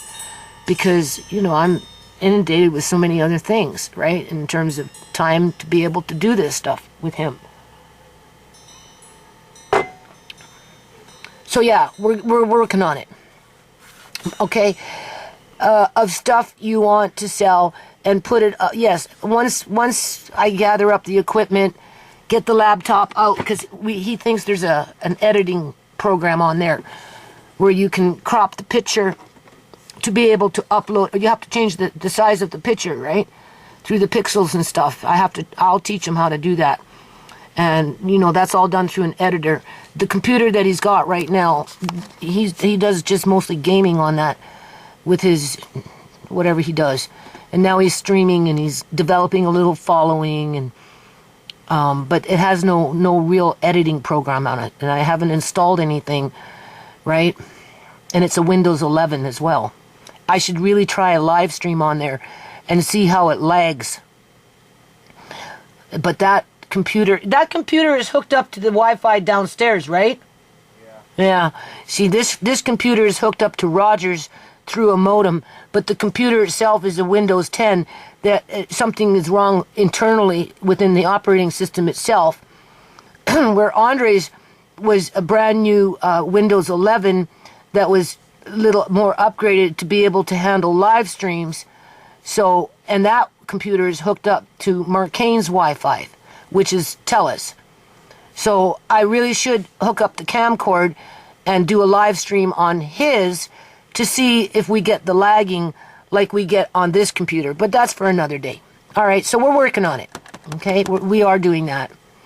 Again, Rio was just to pick up the pace, pick up the slack, get things moving, build in a little safety net for herself where she could develop, like, build in like a part-time job at 30% commission, right? You know, depending on what we were doing over a course of time, right? You know, build her self-esteem, you know, get her to more motivated, because, you know, she's a single mom, and it's, you know, it's nice to make a little extra money. It buys milk for the kids or whatever, right? You know what I'm saying? That's what I used to sew stripper costumes for. I'd go out, I'd sew at home.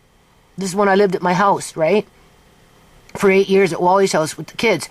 I'd sew for the week, whatever. I'd have my bags already, whatever didn't sell. New girls would come in every week. They had 5,000 dancers on the mainland back in those days. So every week it would be a new batch of girls with a feature girl, right?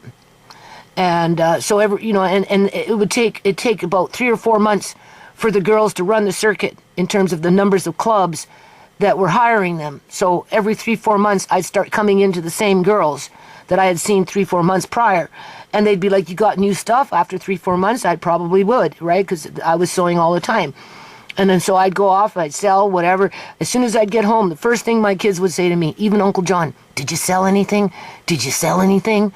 Because they knew that if I sold something, oh my God. Yeah, everybody was getting something. We were going grocery shopping, if they needed a little this, a little that, I would give them money, right? Right, depending on the age of the child, but definitely going grocery shopping. Oh yeah, yeah, oh yeah. So, that's what I mean. I know 30% wasn't much, but over time, it could have amounted out to something really good. I told her we needed to treat it like a business. Whatever we're going to work on, it needs to be treated like a business. But that's not what happened. That is not what happened.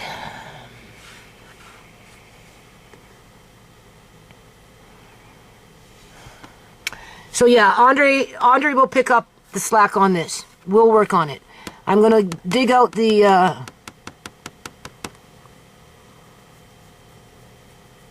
laptop.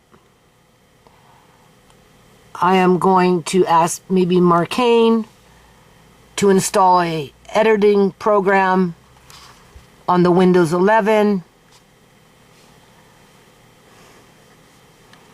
so that he's got at least an editing program on Windows 11.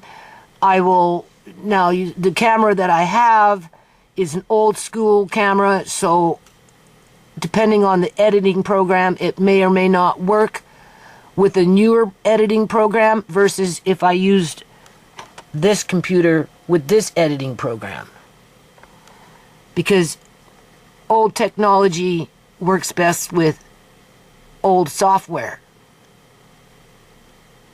New technology works best with newer software. Andre's computer is a Windows 11. It might be a conflict with the, I don't know. So we're working on it. And once he catches wind and figures it out, there won't be no stopping him, especially if he's making money.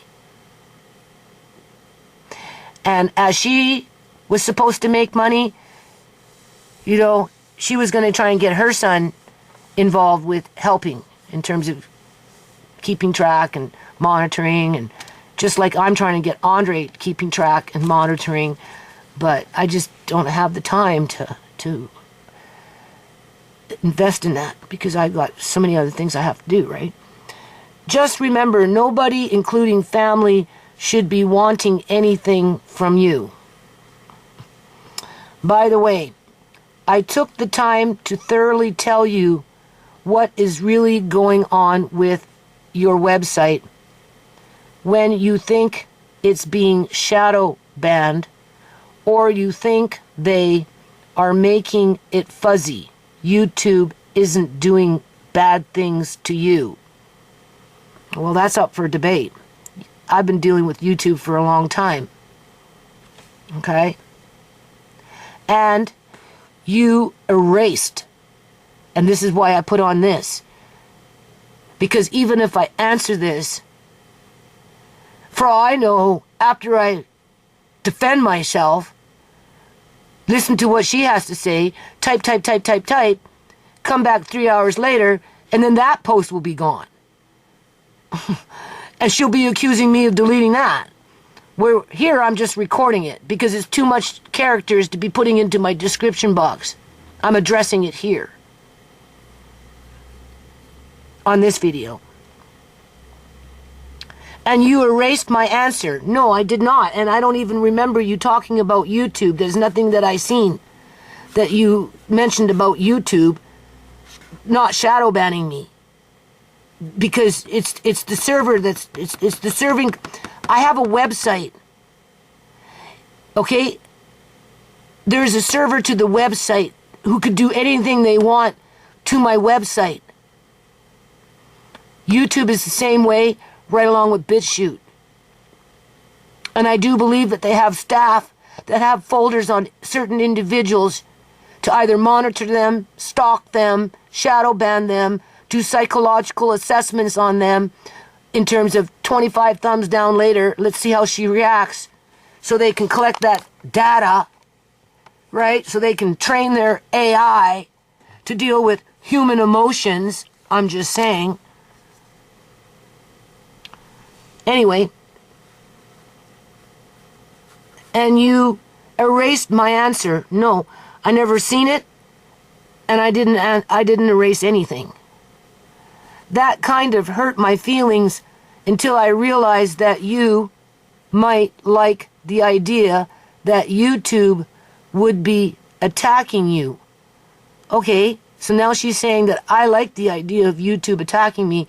Okay, and you don't want any knowledgeable statements to the contrary. Well, I don't know what she said. I tried to give you true knowledge, but you don't seem to want it.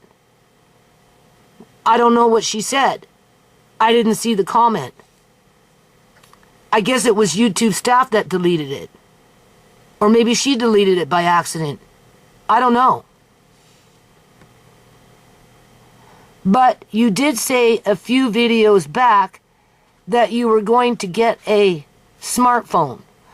No, I said that I was thinking of getting a cell phone so that Andre could learn more technology through play and the opportunity to experiment with the cell phone to do live streams for whatever, to connect to other sites, right? Just however the process goes, because I'm old school. Everything I do is old school. Where Andre is new school, coming into new programs and is already know how to connect where I don't even know how to connect. Okay? And cell phones, I don't know. I think they, like, I don't know how they operate because I don't have one. So, a lot of people that do live streams use cell phones. How they use them, I don't know. So that would be the purpose of having a cell phone, is for learning more than anything else. Okay? I have two that I don't use, and I'm willing to give you one if you want it. I will pay for the postage. Okay, I'm confused here. So if you're offering me a cell phone as a gift, okay, fair enough. You'd be the first. Well, no, Lucy one time sent me a camera that they bought, her and her son, off of wherever. But when I got it, it was kind of like broken, so I really couldn't use it because my camera fizzled out. My camcorder fizzled out. And when I Googled what they sent me, it was very generic and it was like $60. So what can you expect? So I couldn't really use it because it didn't record properly. I couldn't do nothing with it. The idea, though, is that they tried, right? So I appreciate the sentiment, but that's the only time I've ever received anything from anybody off freaking YouTube. Would be from Lucy and her son, because my camera blinked out on me. And it was blinking out on me. And now we've got another person after, what, how many years? Since 2009?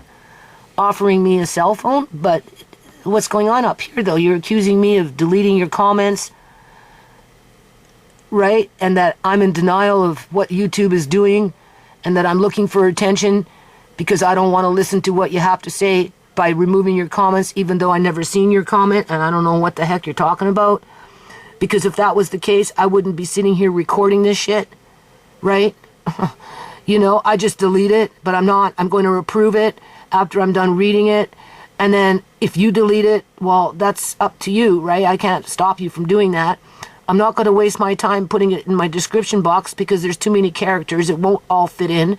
And I don't want to piecemeal what's going on here in terms of giving people information as to how YouTube can shadow ban and can do whatever or whatever. All right, so anyway, let's carry on. I tried to give you true knowledge. Well, I don't know what that knowledge is. And if you're telling me that I hurt your feelings and that I'm attention seeking and that I'm sneaking around deleting comments, well, why are you offering me a phone? Yeah. I don't get it.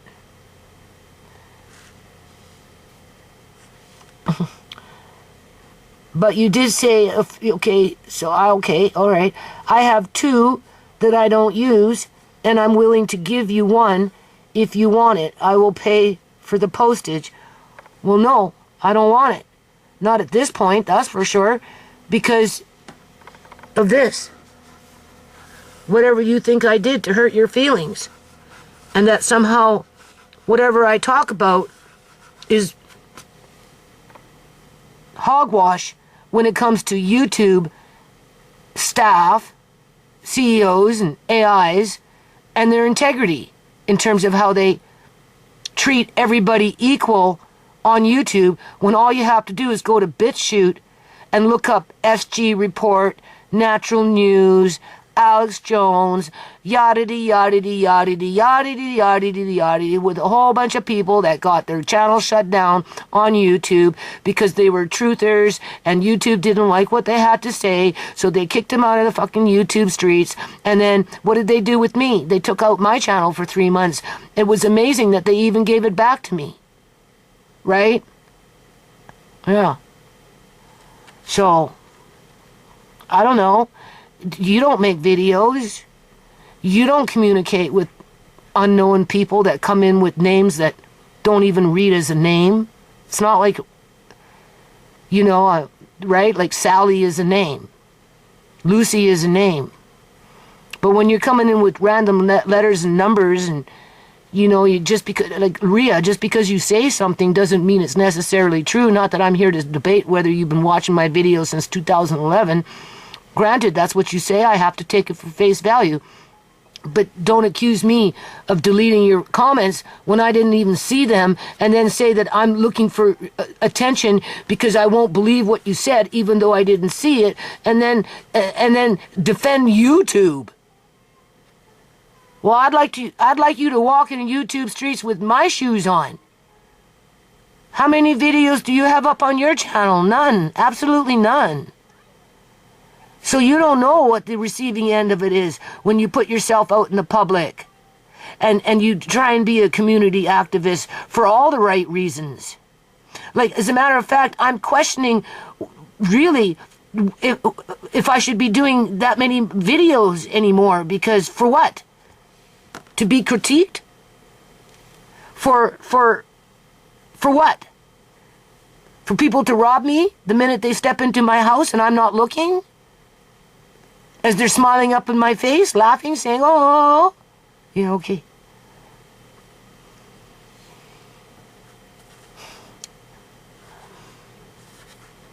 Phone 1, a Pixel 6a in near perfect condition. Well, first of all, I don't know what that means. I have absolutely no clue. Except one of the 2 speakers at the bottom doesn't work. But it has 2 speakers at the bottom and 1 on the top. Okay. Well, I priced phones when I was thinking about it. What's that noise? Did you give him the bottle like I asked you to with the juice? No, because I'm not trying to interrupt you. Oh, well, you're not interrupting me. Please do that. Pardon me? 5 minutes. Okay. Give him some Emalax with it, please. Okay. So, like in terms of, like, you know, like, I don't know. I guess there's 2 ways to get a phone. You can get a plan, a 2-year plan, I suppose, where you pay X amount of dollars, where you get the phone, and the cost of the phone is broken up over a period of 24 months. plus you pay for the actual service itself, right? That's one way to get a phone. And then, of course, each phone costs different amounts of money. So the more expensive the phone is, the more expensive the monthly bill for 2 years is. Okay?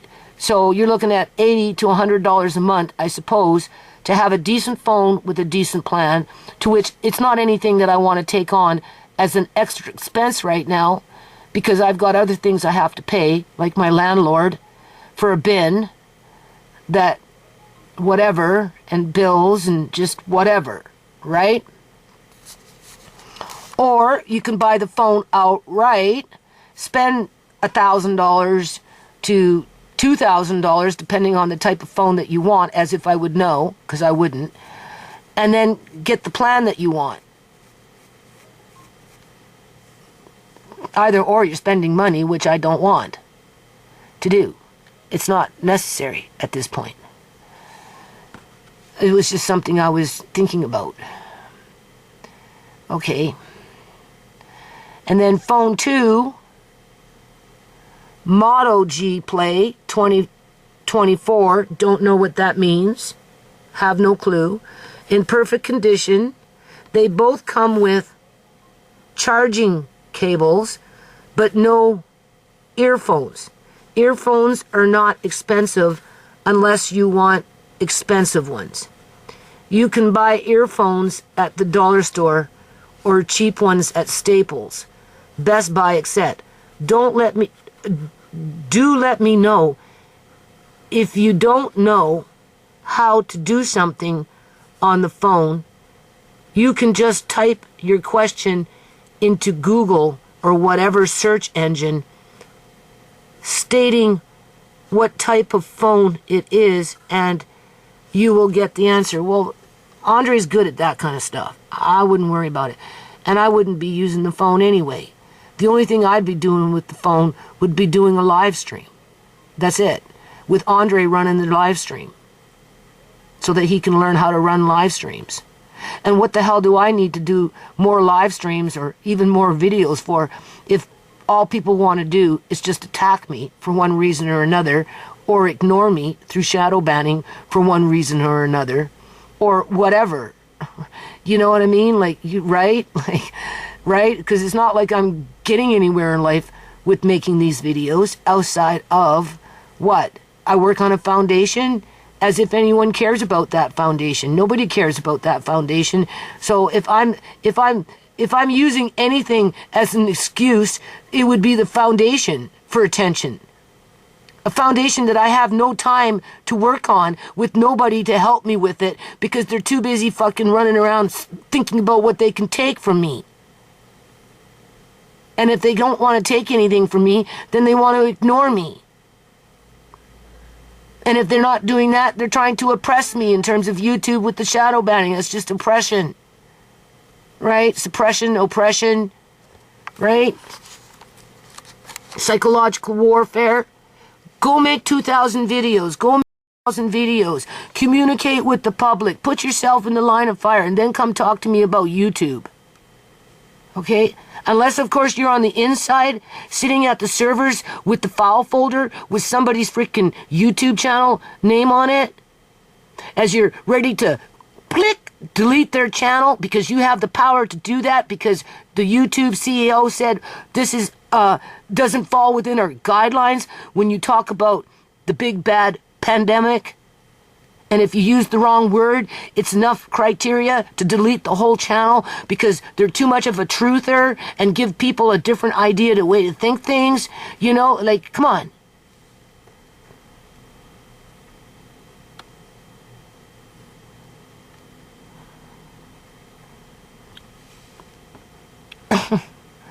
Okay.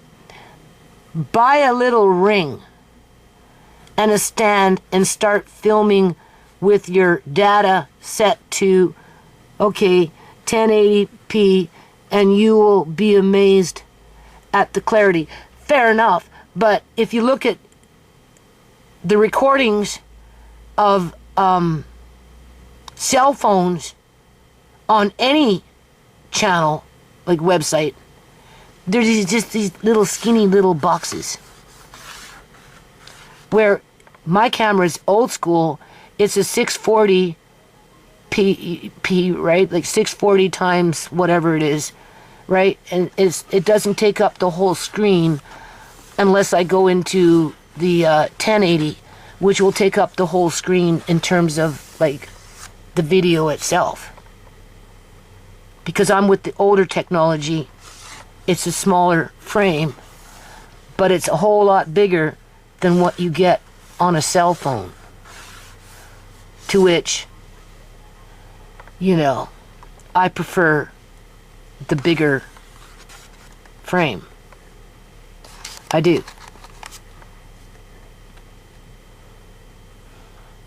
These little things, especially for these YouTubers that are popular and that's all they use, nothing else but that, I just think it's a cheap man's way to fame. Because the cell phone makes it so easy. But the quality, whether it's high definition or not, you know, can be interrupted through the codecs. Through the codecs of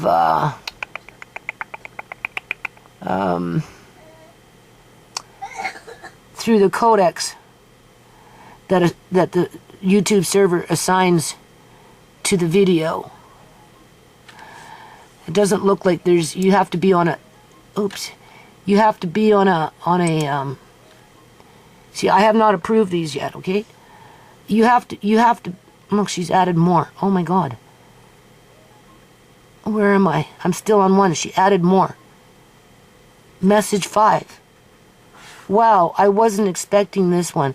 I thought, okay, this is Bailey. She's in Massachusetts. I thought she was genuinely there for you. So did I, Bailey. I thought so too. I really did. I was so taking a chance. You don't even know. Not because I had selfish reasons and I wanted to get the hell out of this house and away from my son, yada yada. Because, you know, she's got a situation too, right? I'm going to approve this one right now. She's got a situation where, you know, she's a single mom by herself with 2 of her children,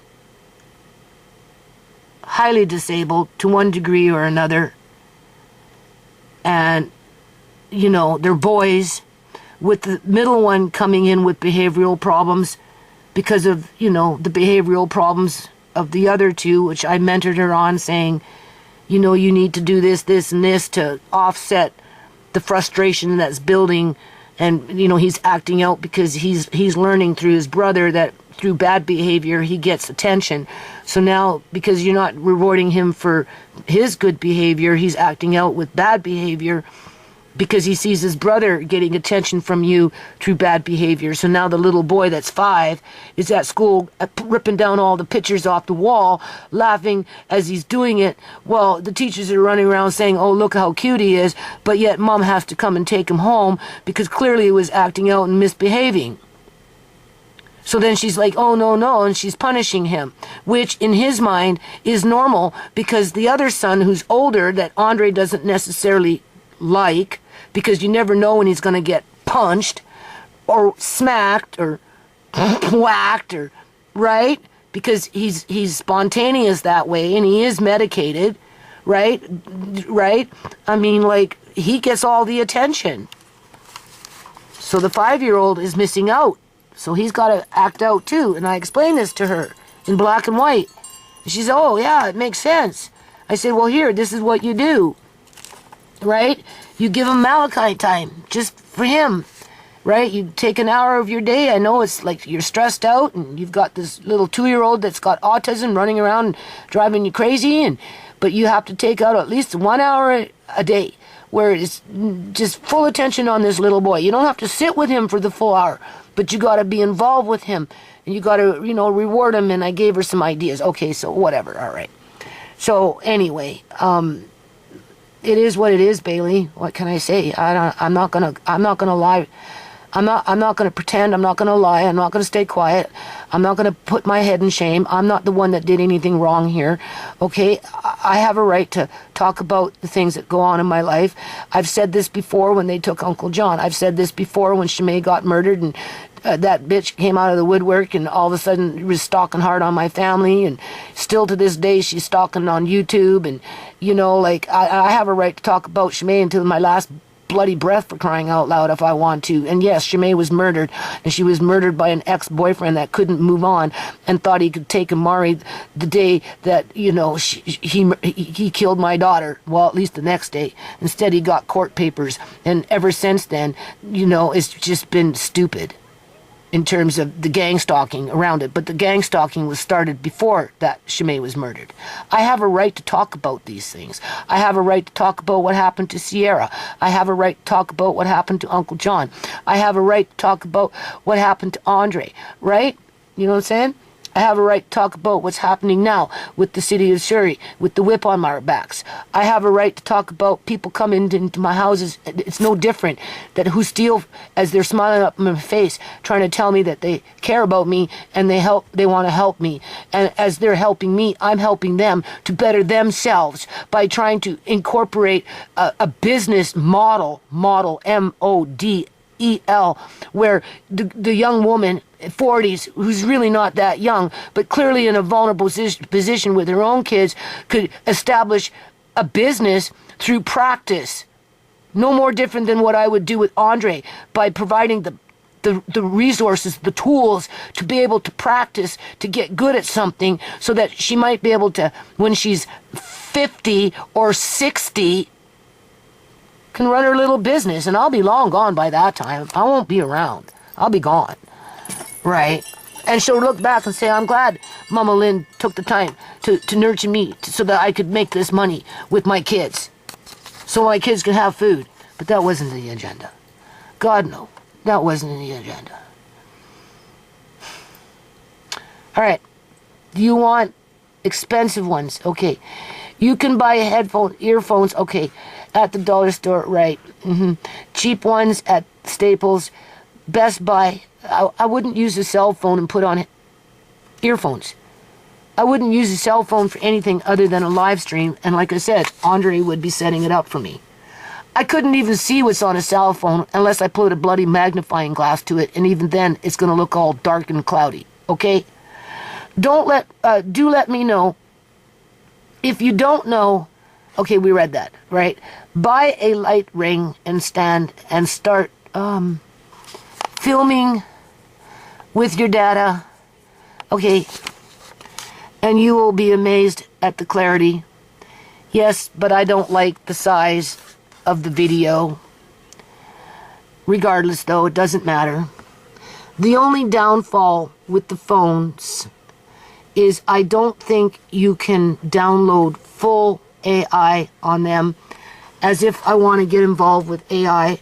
So the longer I put it off, the better it is, I feel, for Amari. Okay? I mean, for Andre, right? Because, you know, it can become addicting, and he's already addicted to the Windows 11 and streaming and all this other shit, like Google Gemini, right? But for filming, they will be more than adequate. Anyway, let me know if you want one for free. No, I'm going to pass on it, okay? Just because I just am. I don't understand this part in here where I hurt your feelings and that I'm looking for attention, until I realize that you might like the idea that YouTube would be attacking you. Yeah, I like the idea. Well, I'm sorry, I can't turn back the clock. Okay? I wish, for the sake of my kids in this day and age, that I would have hoarded my money like a squirrel and bought a house by any means necessary, so that they had that equity to move on to their life after I'm dead, like do a Mrs. Gill, right? You know what I'm saying? Right? Forget about lining my coffin with the money. I don't need that. But it would have been nice to know that they wouldn't be roaming homeless in a country that they were freaking born in, because of immigrants coming into the country and partnering up with criminal elements within the country itself through politicians and interest groups and other self-interest groups, religious groups, Catholics, Eleanor Gilding, that kind of thing, because it's not all about the Punjabis, it's not all about the freaking Chinese, it's not all about the fucking Muslims. You got the Christians and the and the Catholics in there doing dirty deeds against either their own kind or other people. The point is, I can't turn back the clock.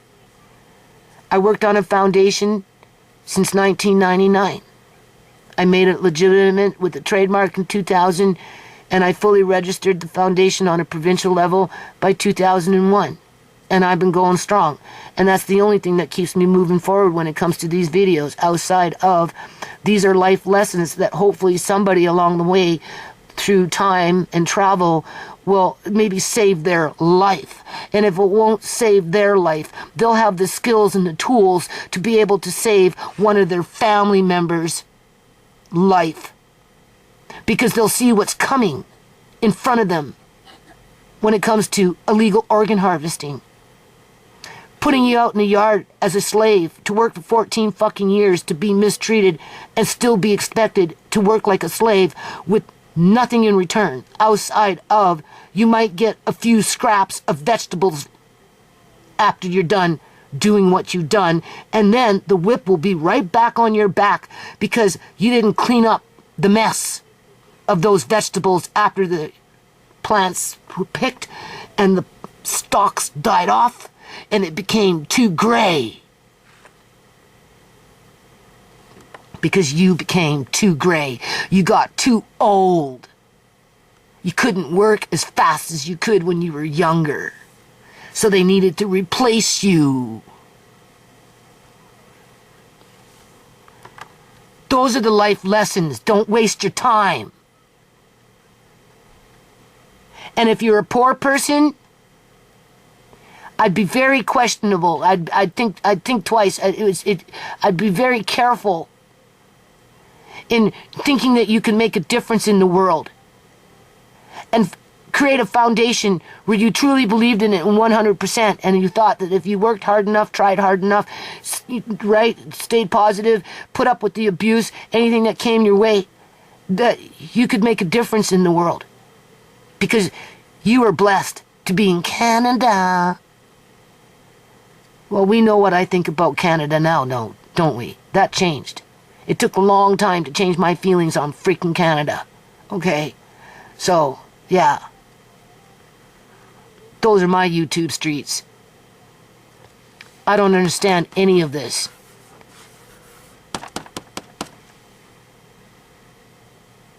So I don't want the phone. Thank you very much, though. I appreciate it, but no. It's okay. I got enough on my mind.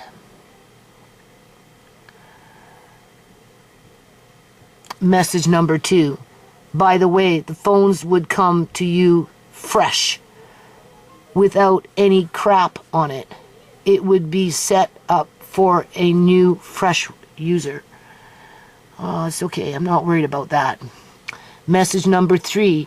I worry that because I am the one who said that anything 20 years or older is considered vintage and told you how to sell them, that she read that and that I gave her the idea to steal your clothes.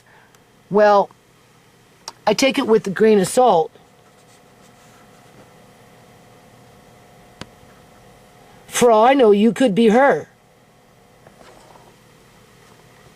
I doubt it, but for what it's worth,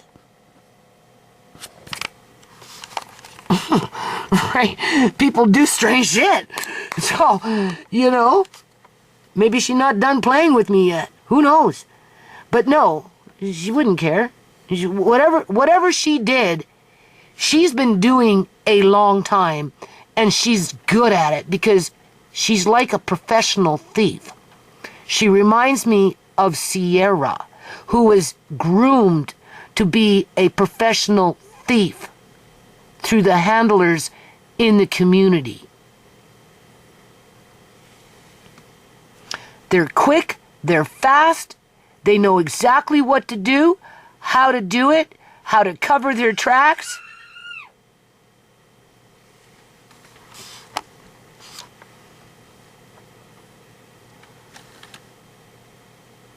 And usually they never get caught.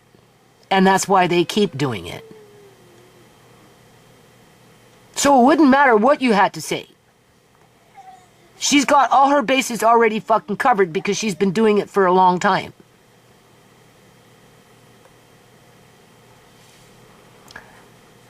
Message number 4, 2 hours ago. Also, I'm supposed to be making chef salad here.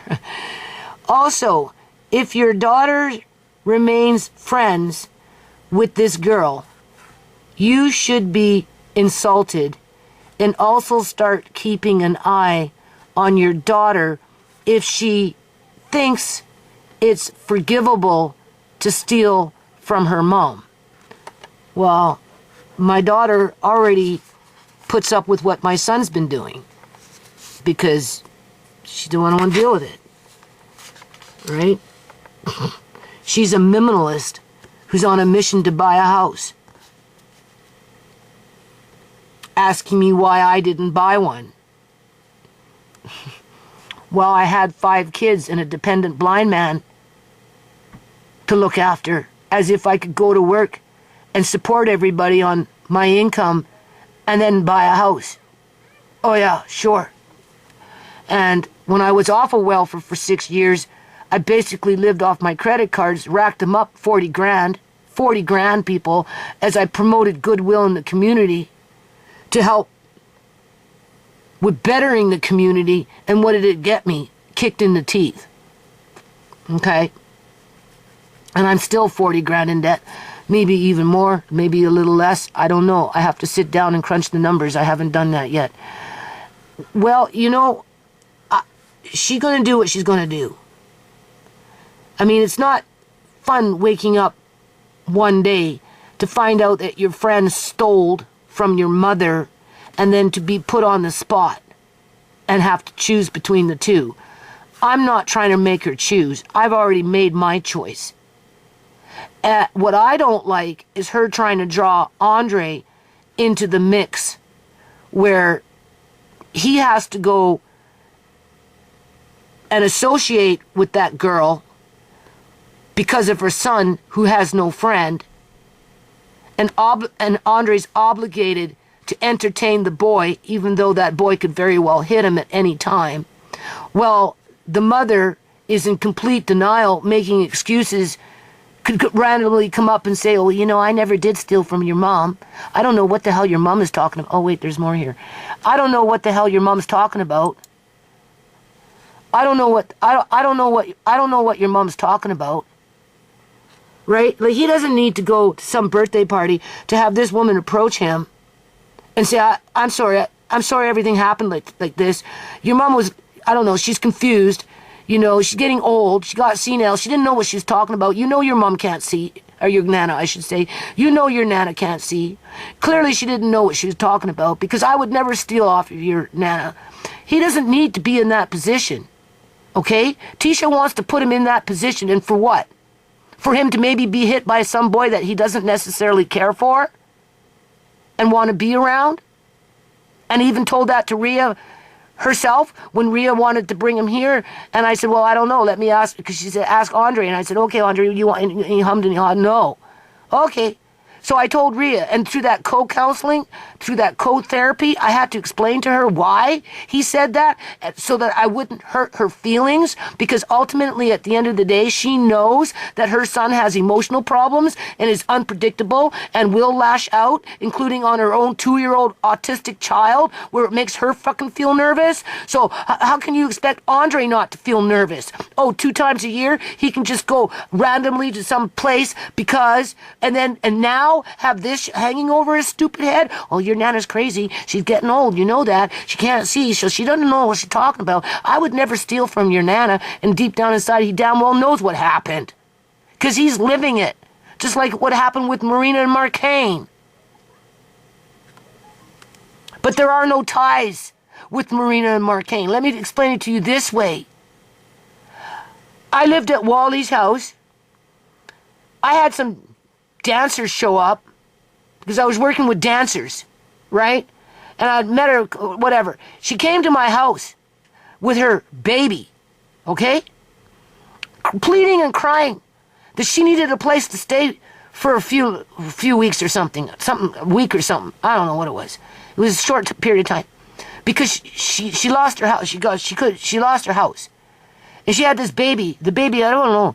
He was like under a year old anyway, right? And what am I supposed to say? This woman standing at my fucking door, it's dark, with a baby, telling me she's, she needs to, asking me if she could stay at my house. She wanted me to have her stuff come and I could store it for her until she could get another place. And it's like dark outside and I'm like, holy shit. So I said, okay, fine. I'll let you come in because I'd already met her a couple of times, right? So she comes in, she has her baby. We took her stuff, we put it wherever we had it for storage. She ended up staying longer than she was supposed to. But here's the deal. Here's the crutch. That baby was sick. You know why that baby was sick? Because she was pumping him full of freaking Tylenol. All right? That's how she kept the baby quiet. It took me a while to figure it out. What the hell was going on? And he was sick all the time. Because she wanted to run around. So she'd leave me with the baby. And she'd dose him up when she was with him with freaking Tylenol and dose Tylenol as he's like sick. As she's going out the fucking door to go do whatever the hell it is that she's supposed to be doing, but she's not leaving. And so we're getting into 3 weeks now. And I'm dealing with this sick baby. Literally. I didn't know what to do. So I told her, like, this is stupid. Like, first of all, you need to stop giving this baby so much Tylenol. You're going to, make him sicker, right? You're making him sick. In the end, I had to get her to leave. And she left. She left with her sick baby. Okay, people?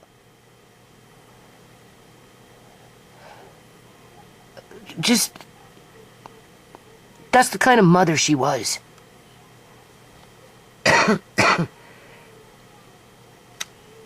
And I never seen her again. Well, that's how I feel about Rhea. I don't want to see you anymore.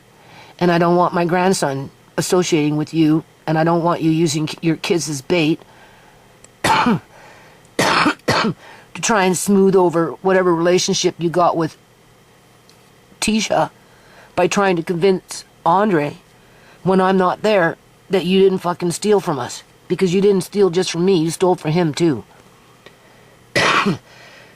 And you stole from Amari. I'm not letting you off the fucking hook. Because I'm not obligated. And I'm not definitely codependent. I admit I'm codependent with my son. I admit I'm somewhat codependent, well, I am codependent with my landlord.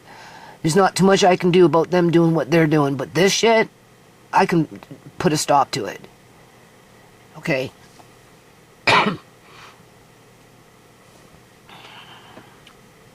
And Tisha needs to respect boundaries, but she won't. She'll argue with me, she'll call me down, she'll make threats on me, more than likely. Not because she's right, but because she'll want her own way, and she's got something to prove. Whatever it is the hell she's trying to prove, I don't know. But this is where Andre has to set boundaries. And I explained that to him.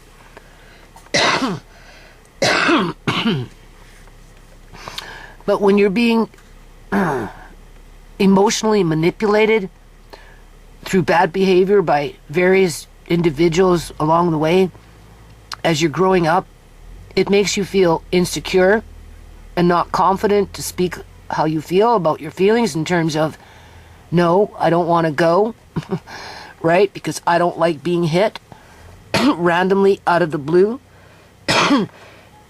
or whatever, but you're being kind of forced to. As I said to Tisha, you're forcing him to do these things. Oh, no, I'm not.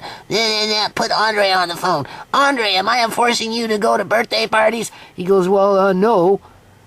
Well, yeah, you are, though, because you're like, let's go, come on, you know, blah, blah, blah. And then as soon as he shows up, she's got him putting on fucking new clothes that are got formaldehyde on them because, you know, she wants him out of his clothes and he's got to take a bath. And even though he had a bath and, you know, just whatever. And for what?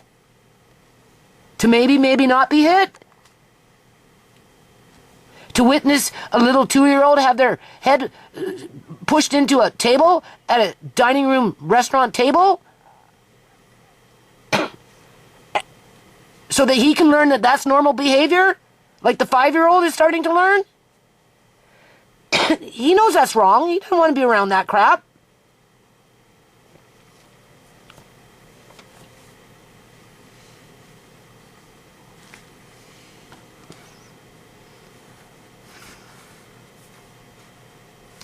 Okay.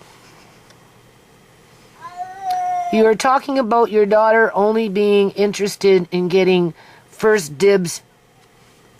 Did I finish this? What did I... Oh, yeah, we read this one, right? No, hold on. This video is too long. Message number 5. Yeah, we read 4, right? Also, if your daughter remains friends, okay, well, whatever. That's her business. Just don't draw Andre into it. That's it. It's not necessary. Andre has his own friends. He's getting more and more freedom. He's learning how to be a man. He's got two male mentors at this point that are, you know, teaching him how to be a man, standing on his own 2 feet, right? And he's developing skills. He doesn't need to be in the middle of some fucking cat fight here just to prove a point who's bigger and badder with their hissing and all this other shit women do, right? Whether she respects boundaries or not remains to be seen. Anyway, here you are talking about, so same video, at this part here, 5212, there we go, in the timeline, you are talking about your daughter only being interested in getting first dibs on going through your stuff. Yes, that's true. What daughter wouldn't? If there's a pecking order when you have 5 kids, right? She's the last daughter, right?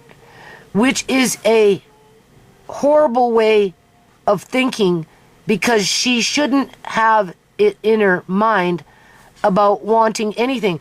Well, go talk to the Gills about that with their multiple houses, building mass wealth between themselves as one dies off and that wealth is distributed between the ones that are inheriting that wealth so they can multiply and take over everything and call that good business as other people's lives fall apart through that process. Okay? But in an earlier video, you made it clear that that's what her and her friend wanted to do. Yeah, they did. Rhea jumped on that bandwagon and said, I want stuff too. In the back of my mind, I'm like, oh, well, gee, by the time they're done, I'm not going to have very much to sell. Assuming that they can fit it. Because I'm small. And both of them tend to be a little larger than me, especially Rhea because she's 5'9". But I've had fat women back in the day when I had 2 kids and I rented out a room to a woman that was literally fat.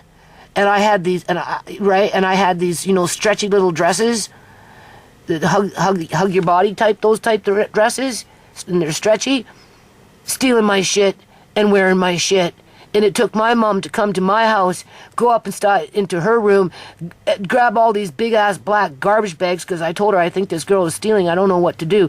She came to the house, emptied out all these garbage bags that were up in her fucking room, and I found like a garbage bag full of my shit between her shit that she was wearing, and she was fat.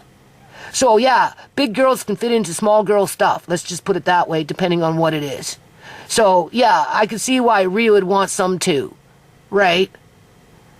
But, you know, I'm trying to be brave, get rid of my stuff, make everybody happy so that you can put the nails in the coffin and really stick it to me. You know, make it easy for Mrs. Gill to throw me out. Make it easy for my son to lock me up into one room with nothing inside of it except maybe a few things. Well, everything on the outside means nothing to me because it doesn't belong to me and I have no right to fucking touch it because everything else is gone now. Well, Tisha just says, well, I don't care.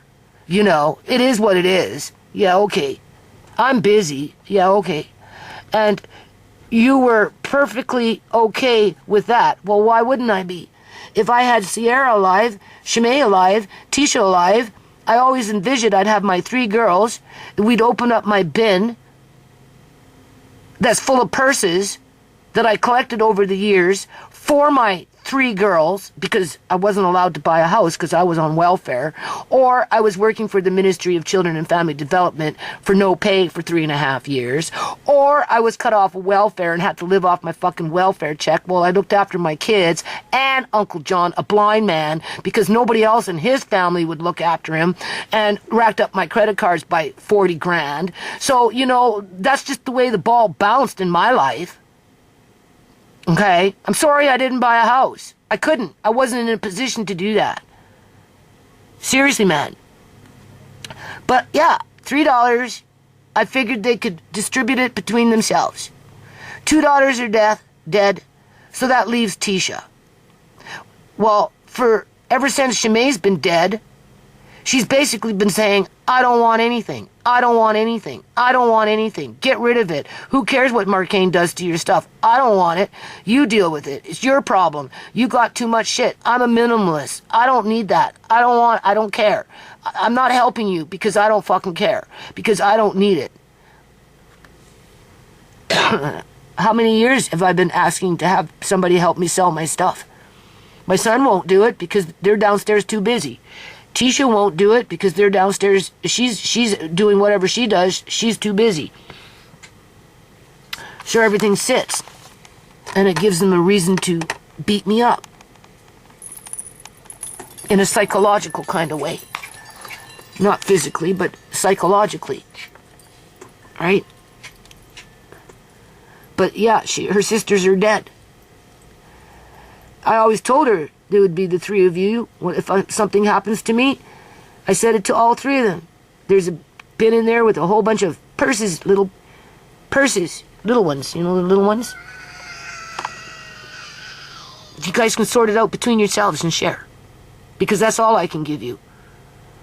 Minus the other things, or I should say including the other things that I have, which isn't very much in the great grand scheme of building wealth and being important in this world when it comes to someone like Mrs. Gill, right? Where you gotta have your coffin fucking lined with that thick of money through the whole thing so it's nice and cushy and comfortable.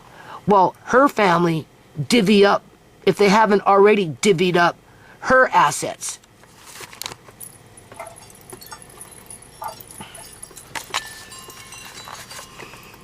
It's no different.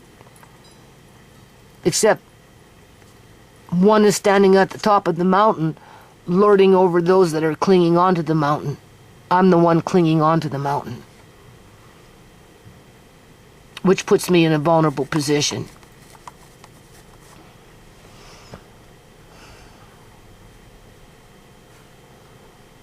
Which is a horrible way of thinking because she shouldn't have it in her mind about wanting anything. But in an earlier video, you made it clear that that's what her and her friend wanted to do, and you were perfectly okay with that. Well, yeah, because I'm under pressure to get rid of my stuff. Mrs. Gill, get rid of your stuff. Make it easy on yourself because you're never going to have another house like this. You need to get rid of your stuff. She's been telling me to get rid of my stuff ever since Uncle Marcane was medically kidnapped. And I was sitting here going completely fucking bankrupt, stuck with all the bills, and she's standing there in my dining room with Mr. Gill looking at the books, telling me to get rid of them and sell them at $2 a book. And I'm like, and this was in 2015, right after Uncle John was medically kidnapped. She was already trying to get me out of the house. By first stage of getting rid of everything. Start selling off your shit. You don't need the books. I said, well, why would you say that? I don't come to your house and tell you to get rid of yours. And then Mr. Gill told her to be quiet. And then she stayed quiet. She evicted me already from the yard. Literally. Okay? As she's telling me to get rid of more shit in the yard, even though there's hardly anything left. Saying, get rid of your stuff. Yeah. So why wouldn't I want to give to my daughter, my only remaining daughter, and a friend that was willing to help me, that could be my stepdaughter, being that I lost 2 daughters. She's the same age as my oldest son. I'm worthy to be her mother. I already birthed one like her, only he was a male, named Brooks. They're both the same age. And being that she had no mother out here, and nobody to help her with her kids and stuff, outside of Tisha, for the most part, well, why wouldn't I take on that role and let her have some of my stuff as if she was my daughter? Being that my daughters, 2 of them are dead. And Tisha constantly tells me that she doesn't want much. She doesn't want anything. Doesn't want anything. The only time she really wants something, like she wanted a couple of books for the kids to read. Other than that, she didn't want anything, except for maybe maybe some of my clothes. That's it, and maybe some of my jewelry. And even then,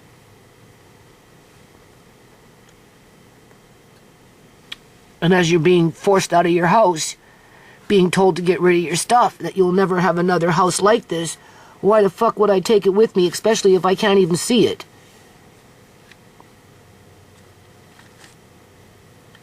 Because if I don't get rid of it, it's just a matter of time before somebody else comes in and takes it away from me. Whether they throw it out on the streets in one big pile, so all the homeless people and everybody walking by can rifle through it, or whether they take the opportunity to sell it online and make money for themselves, or whether they donate it at a freaking thrift store, or whether they put it in somebody's trunk so they can run off and give it to somebody else so they can all feel good about themselves that I'm the problem. Yeah, okay. Whatever.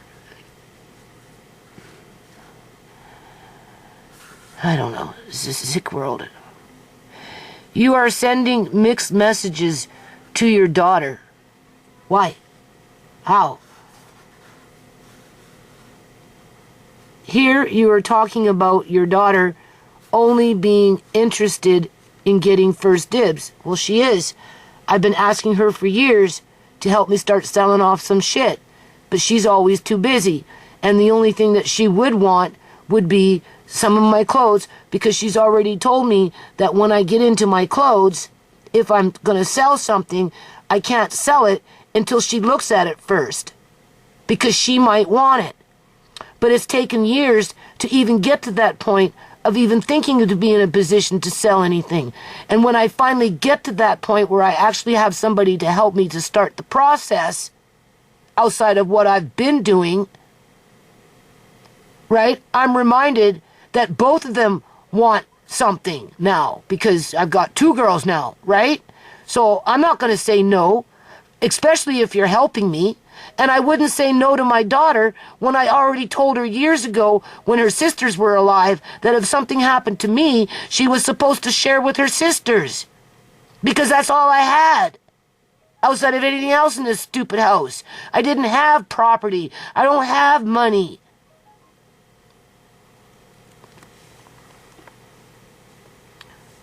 But okay, so we're just taking a little detour here because the SD card filled up.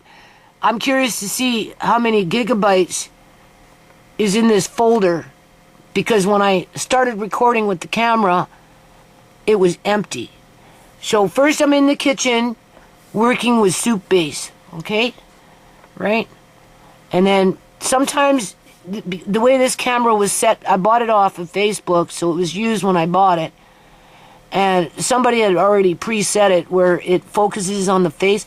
See, these are pictures. Sometimes I get like 74 freaking pictures, and oh my god, what a pain that is. Anyway, okay, so we got 1, 2, still in the kitchen, it looks like. Picture, still in the kitchen, okay? And then here, this is where I'm now talking about this woman in Ontario who's with her comment, right? So you can put these at about a half an hour per video because this is the way it just, right? It continues to record, but when you put it onto the computer, getting it ready to convert over, it breaks it up into about a half an hour per section. So every 2 would be about an hour. So this is a very long video. So that's about an hour. So that's 1, 2, 3. Is that a video? Yeah. So we'll say, I don't know how long that one be. It could be 5 minutes, could be 30 minutes. So we're looking at 3 hours there with that up in there. So this probably might even be a 4-hour long video, which is kind of impractical to upload it like that because not everybody has a good bandwidth in order to download the video to be able to see it without any lagging, I suppose, right?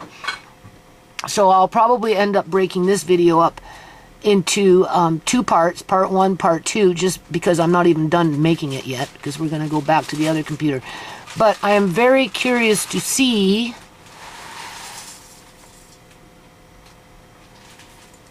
the capacity of this SD card on this particular camera, being that when I started the videos, it was empty, and when I was talking, it basically clicked out, right? So, give me a minute, my eyes are gooning. Get rid of your stuff, we already read that, we've seen that video. People steal, okay, so now we're into here. This one, comment response, okay? This is what we were looking at. So if I click on properties to see how many gigabytes are in that folder, it is 14.4 gigabytes. So the SD card can only record that much for whatever reason, even though it should be 28 gigabytes. Regardless, it's on there now. I'd emptied out the computer. I'm sorry. I cleared out the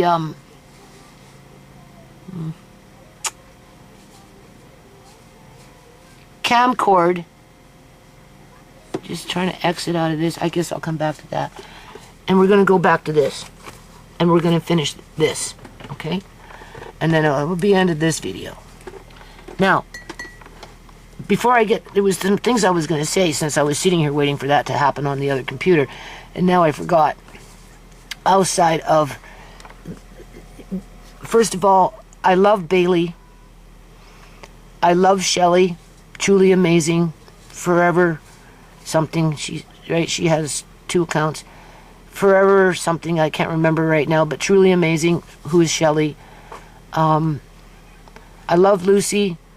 You know, over the years, right, in terms of sisterhood, whatever bond we have as women on YouTube. Okay. There's Peggy, right? She kind of fell off to the wayside.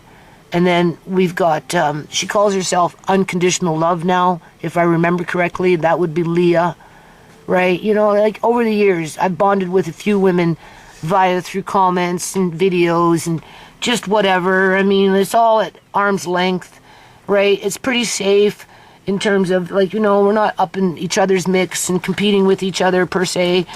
You know, I mean, so in regards to this person, even though she says she's been watching my videos since 2011, you know, I mean, like, it's hard to connect with a name like that, first of all. Right? And in one breath you're telling me that you don't comment, why?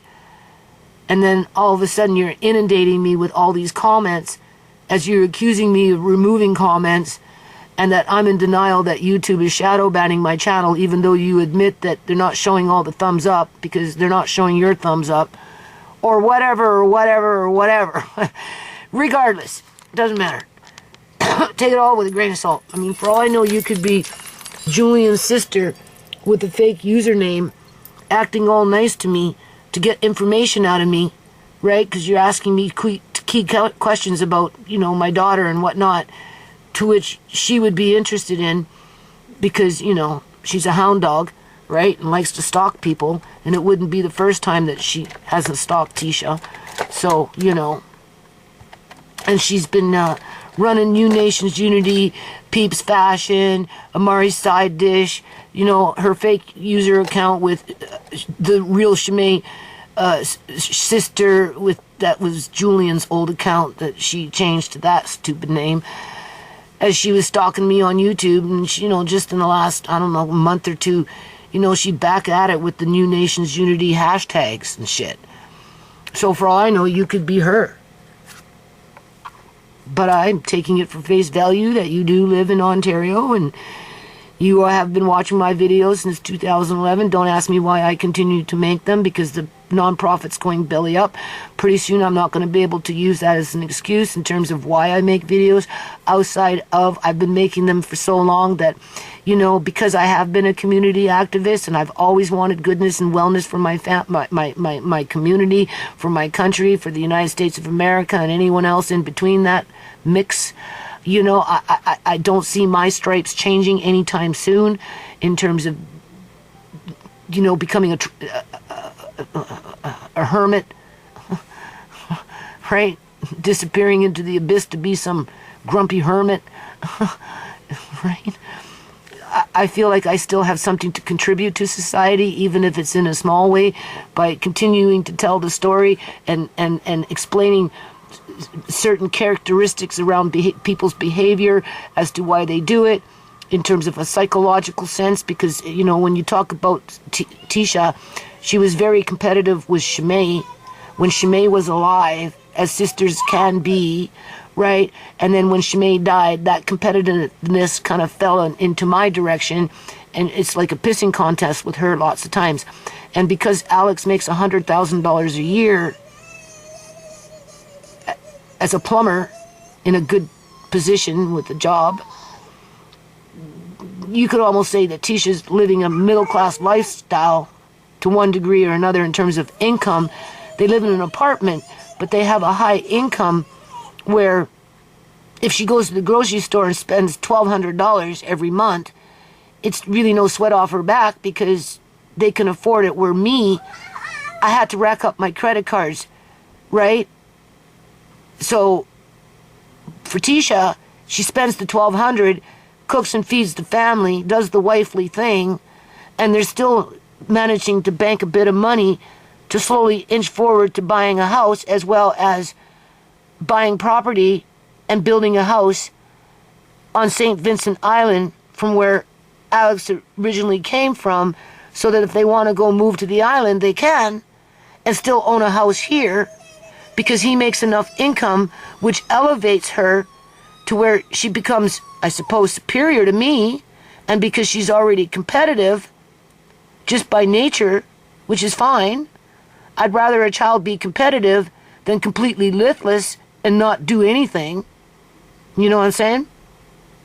And have no motivation, right? It's just, you know how some mothers have daughters and then start competing with their daughters as their daughters are growing up and become prettier than their mothers, and the mothers feel insecure and they compete with their daughters?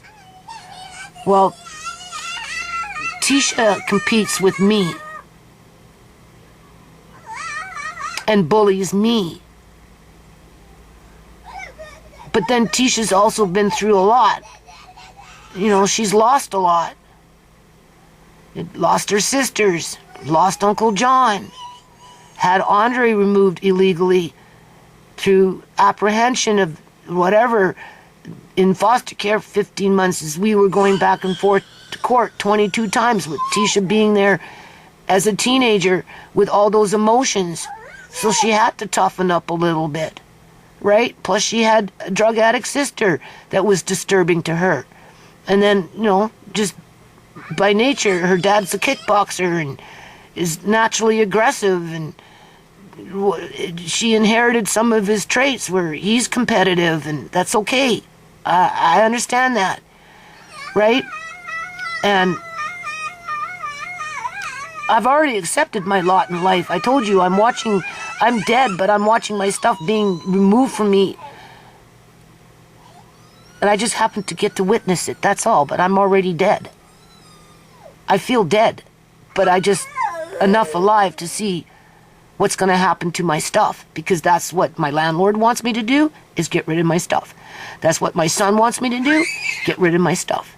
That's what my daughter wants me to do, basically, get rid of my stuff, except for maybe a few of my items of clothing and earrings that she wants to cherish because, you know, I am her mom, and that's just a standard progression between mothers and daughters normally, right? And that's all I ever could give them was what I had. And when 3 daughters, if I'm willing to give to 3 daughters and 2 daughters die, why wouldn't I consider giving to the last daughter, even though sometimes, you know, she's, I don't want to say abusing me, but mistreating me, because she's on a, I told you, money changes people. My son, he makes $80,000 a year. And he, one big brute. Mrs. Gill, rolling in the fucking dough. She's a freaking tyrant at 84 years old. My daughter, $100,000 income within the household, and, right? She thinks she's above me, and that how I live is wrong, because all I have is what I have, and nothing more and nothing less, and it's never enough because I didn't buy the house with the equity, because that's where her mindset is at with $100,000. So you just navigate and work all around it and just fucking ignore other people's bullshit and try and deal with your own shit. And you just, you know, when you get to my spot in life, like, whatever, I'm just, like I said, I'm already dead, people. I just get to witness where my shit goes to and how it's getting there. That's all. Some of it faster than other things, right? Okay. So here you are talking about your daughter only being interested in getting first dibs on, well, yeah, because she's told me that many, many times, right? Through your stuff. If her sisters were alive, she'd have to share with her sisters. That was a given. But her sisters aren't here. There's only one daughter. So yeah, she gets first dibs. Because I'm not interested in selling everything just to what? Pay bills? Buy more crab meat in a can? Yeah, okay. No. Right? It's not even about that, right? Which is a horrible way of thinking, because she shouldn't have it in her mind about wanting anything. Yeah, but I planted that in her mind years ago when her sisters were alive, and being that I was being worked to death by the city of Surrey with the whip on my back outside for 12 fucking hours a day for over a year, 5 to 7 days a week. How long with me with my nose to the ground, blowing out God knows what after the fact next day with my head between my legs because it was so stuffy from all the dirt going up my nose when I was working in the yard. You don't think I wasn't telling my kids that if something happened to me, they get my shit? And being that I had 3 girls, they better share it between themselves and not fight? Like, come on. So that's not her fault, okay? Because that's all I had to give to her as a girl, okay? But in an earlier video, you made it clear that that's what her and her friend wanted to do. Well, Rhea jumped on board only because I've been giving her shit. And I told her I didn't want to get rid of my stuff, but I'm being forced to get rid of my stuff because my landlady is forcing me out of this house, as she's reinforcing that I'll never have another house again, so therefore I better get rid of my stuff before it just disappears. And I suppose she wanted me to take her serious on that because she made sure that everything in the freaking yard disappeared. So that I fully understand what she's telling me, and I better hurry up and start gutting the inside before she takes over and makes that shit disappear.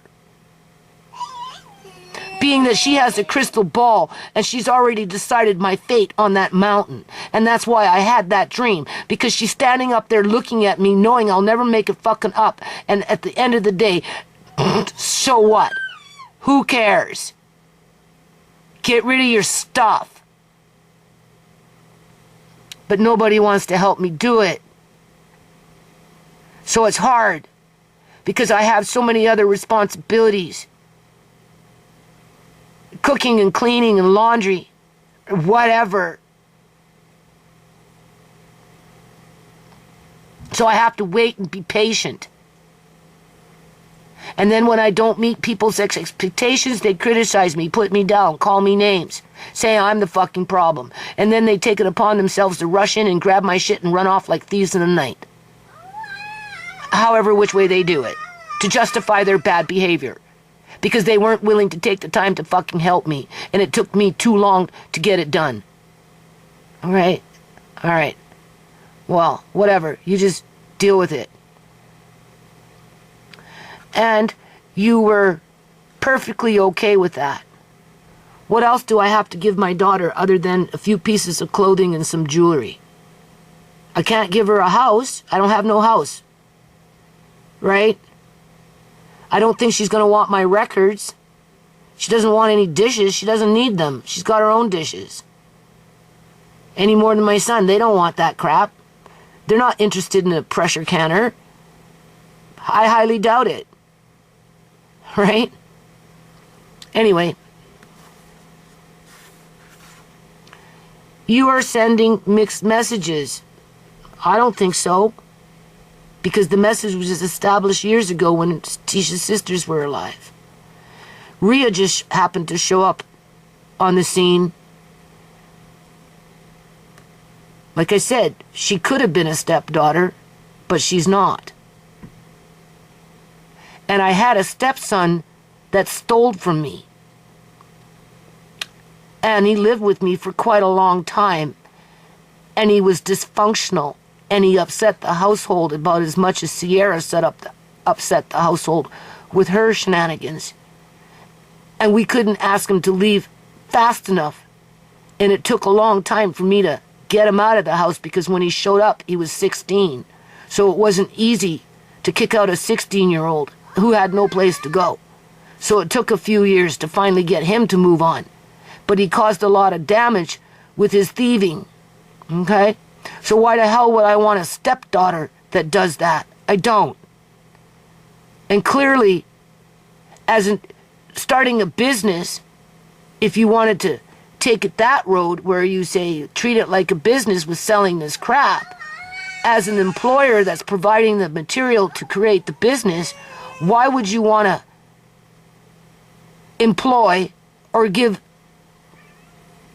somebody the opportunity to even make a commission if they're stealing from you? That would be bad business to keep them on. So, yeah, no, goodbye. I already been there, done that with Clayton. I'm not desperate for a stepdaughter. I already got one daughter. That's enough. Thank you very much. But I was willing to open up my heart and make a positive difference in somebody's life who could have benefited from my wisdom, from my experience, from the few things that I gave her, whether opportunity or something concrete in terms of a pot, like a cooking pot, you know what I'm saying? Or whatever, but it didn't work out like that. A few clothes. I would have gave her a few clothes for helping me to go through all that shit. That's only the right thing to do. I can't expect her to help me and not give her anything in return. Right?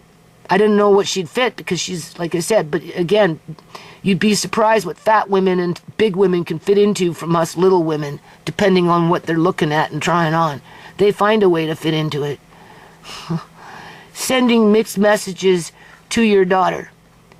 In this case, it is time for you to be looking out for yourself. For what reason? Where is this money that I'm going to get from my clothes going to get me? I'm going blind. Doesn't matter. What's it going to do? What's it going to pay for? The only thing it's going to do is pay down my bills. Buy more groceries. Fuck, wait for my landlord to charge me something extra for something, where it's all going to her if she's not kicking me out, and now I'm scrambling around like a chicken without my head on, losing everything. Because there's not much left to lose, right? Because I was warned that I would have nothing. Okay, there's your world order. You will own nothing and you will be happy. Yeah, okay, thank you. First, I don't think you realize how much vintage clothes are worth. I do, but I don't have enough help to sort it out and to log it correctly and to price it correctly and to sell it with patience and with love so that it gets to the next destination in good shape. I can't do that by myself. That's where Rhea was supposed to help. But that didn't happen. Where Tisha, that's not her mission in life.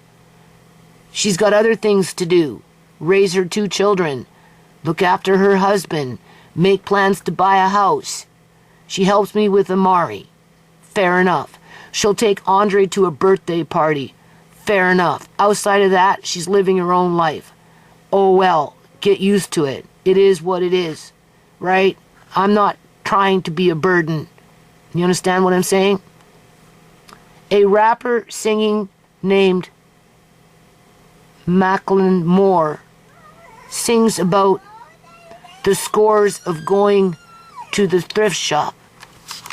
The song is called Thrift Shop.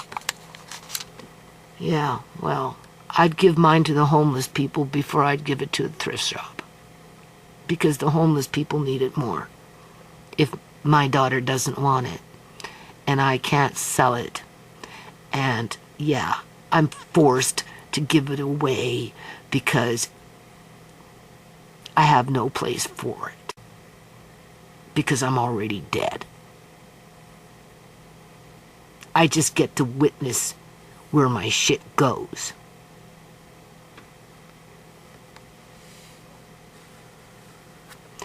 All right, I have not approved those. Let's see if she came in and answered again. Message 5.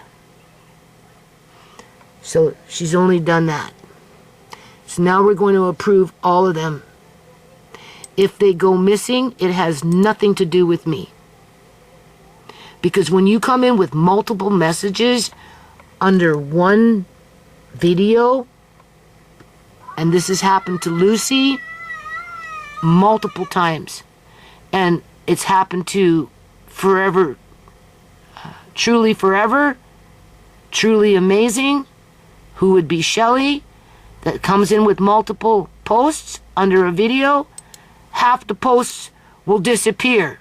Has nothing to do with me. Okay?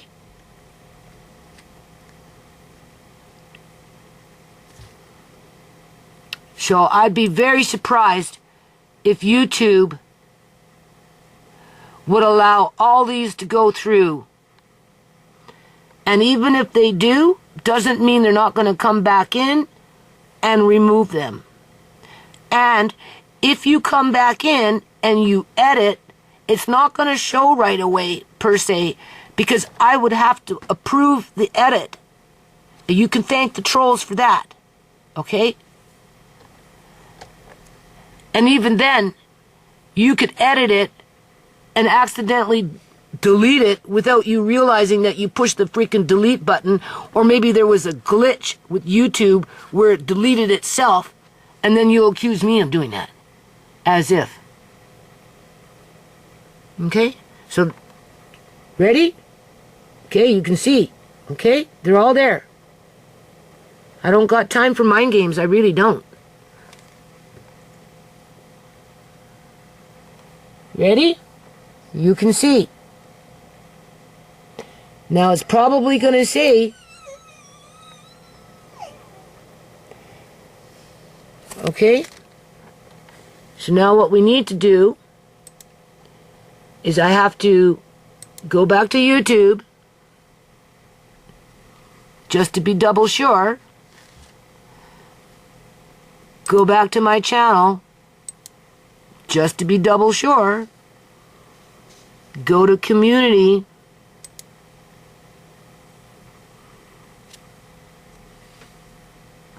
Okay. Here's Bailey's. So we'll give her a heart.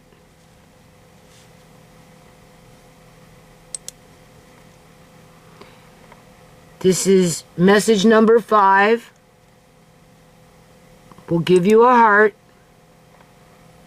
Message number 3.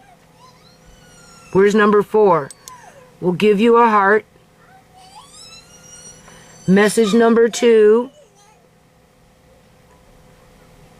We'll give you a heart. There you go. Do you see that? Where's your other messages? So number 3 is showing.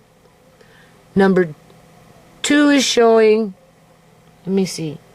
Where are we? Okay. There's that. Number 2 is showing. Number 3 is showing. Number 5 is showing. So number 1 and number 4 are missing. There's Bailey's. But it could be in here. So let's go in here and double check. Where's my mouse? Up here, right? It could be in there. There's Bailey's. There's number 5. Oh, there's number 4. Okay, so we'll give you a heart.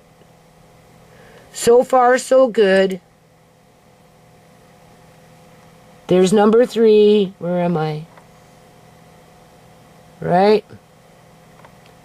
There's number 2. And there's number 1.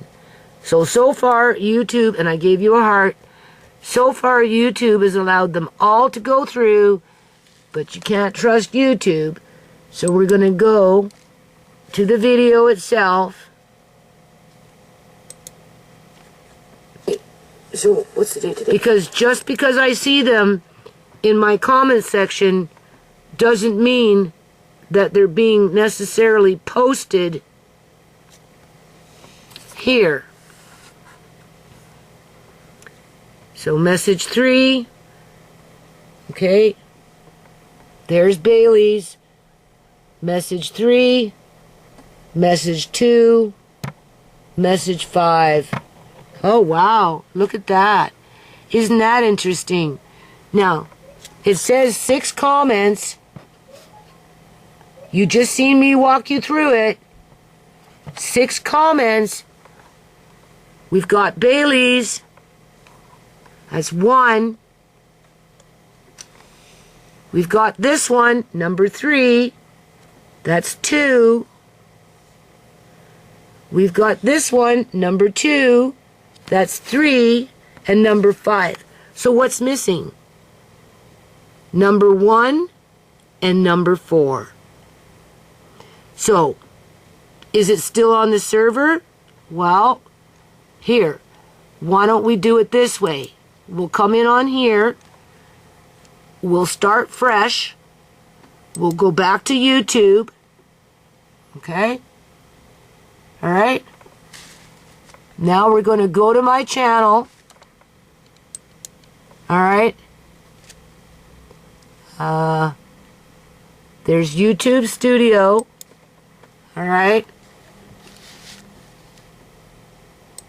We're going to go to Community. We're going to check to see if anybody else made another comment before we go and check up on you. Nothing. So now we're going to go back to Publish. Alright? Clearly it's not here because we have to go here.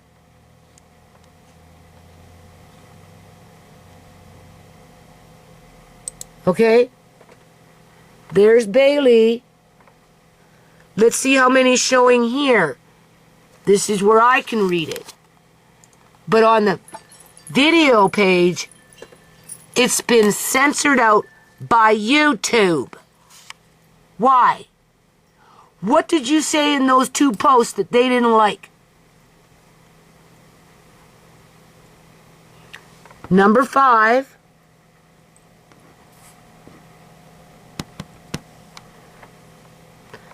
Number 4. Number 3. Number 2. Number 1. So I can see them. I'm suspecting, well, maybe you can't see them. I don't know. Because it's been shadow banned. You have been shadow banned. Like Lucy, like Shelley, Bailey, anyone that takes the time to talk to me to chat on YouTube, okay? Right? Right? Okay, so now we're going to go into the video. This is the last time I'm going to do it. So please don't accuse me of deleting your post because I'm not. There's Bailey's. Number 3. Number 2. Number 5. Where's the rest?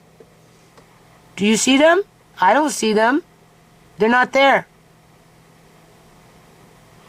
It says 6 though.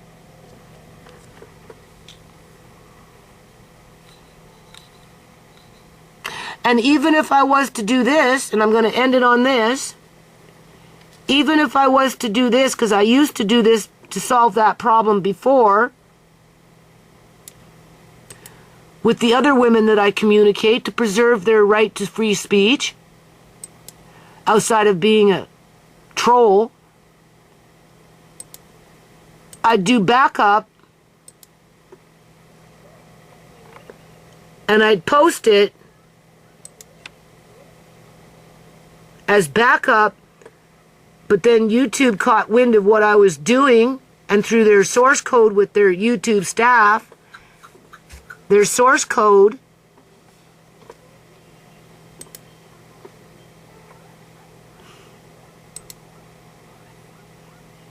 through that shit, okay, that's how they run the page. They write in the shadow banning. They hide things. That's okay. Through their source code,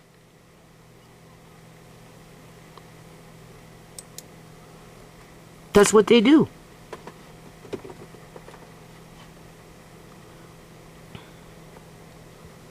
Yeah. And then when it comes to blurring videos and making them lag and do whatever, what you do is you go to Stats for Nerds. Do you see here? Okay, this is the video. Alright, you right click, you go to Stats for Nerds. You look up in here to see how well that your video is with the bandwidth, the speed of it, right? And to see what the codecs that they gave you. Where am I? Where am I? Right here. Do you see this? Do you see this?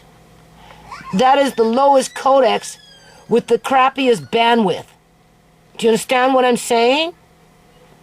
This is what allows, I don't know, allows, this is what helps them to blur your videos, make your videos kick out and not play uniformly as it was before you uploaded it. Because when you upload it to the converter, when you upload a video to their website, they have to reconvert it and they put it into an MP4.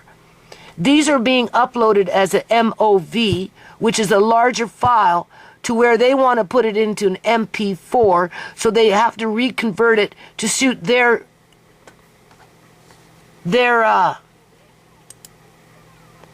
source code. which is all connected to this, the codecs.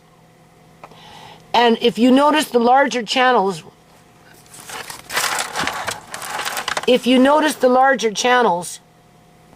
that do live streams with gaming and all that crap, or the bigger channels that have like a lot of people watching their videos, they will be assigned a higher codecs, which makes the video not only look better, but run better. So that's just another means to make people frustrated at looking at it. Shadow banning comes in different ways, right? If they can make your video look like crap so that they get annoyed with it, right? Okay? And frustrated, so they'll leave the video. That's just another form of shadow banning. And they do it through source code. But this video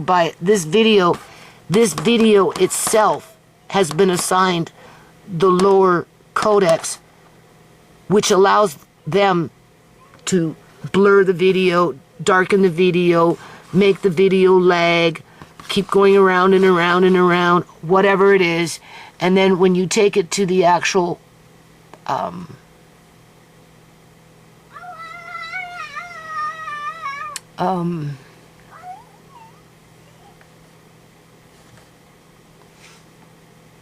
page where it's being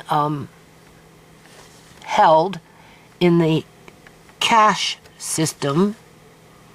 So in this situation, if I could find my freaking mouse, you'd go to my channel, view your channel. Okay, that's my channel. Do you see? Where are your videos? I'm just saying, no disrespect. Okay? Alright?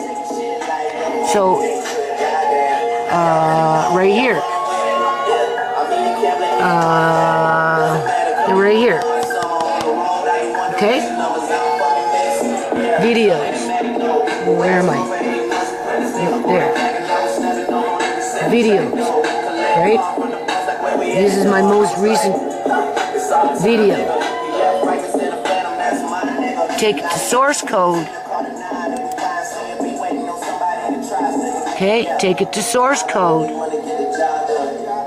If you want to screw around with somebody, and didn't you say that somebody's stalking you and trying to hack into your shit?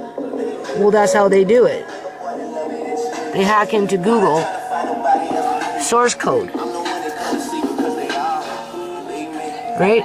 Anybody can pull up the source code. But this is some crazy source code. You have to be a computer, seriously,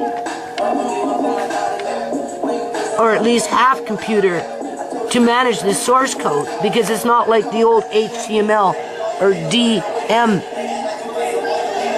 HTML, like you know, the DM HTML or the HTML, right? Like this is beyond being a code writer. Okay, like seriously, this is beyond being a code writer. But all they have to do is take out a little piece of all that mumbo jumbo to screw you over. That's it. And if they're collecting data on you to see how you will respond to that activity through gang stalking and the targeting of, because you're a truther and you're not fucking two-faced here or on an agenda to make a whole lot of money so you can buy love, you know what I'm saying? Well, yeah, it's kind of hard to slap on videos and make money off of the things that I talk about. which are real when it comes to illegal organ harvesting, targeting of vulnerable families, individuals, who does it, why they do it, right? Just yada-de-ya-ya. Okay. Okay, so I'm just going to sneak this in.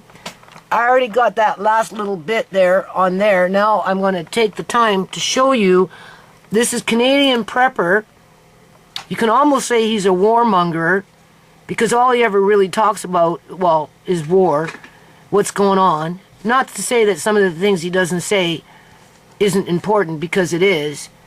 But at the end of the day, you know, some of the things that he talks about, especially when it comes to robots and that kind of crap, he just surface scratches. Where I actually take you deep into the guts of the robotoid by taking it to exposure to show you what walks among us.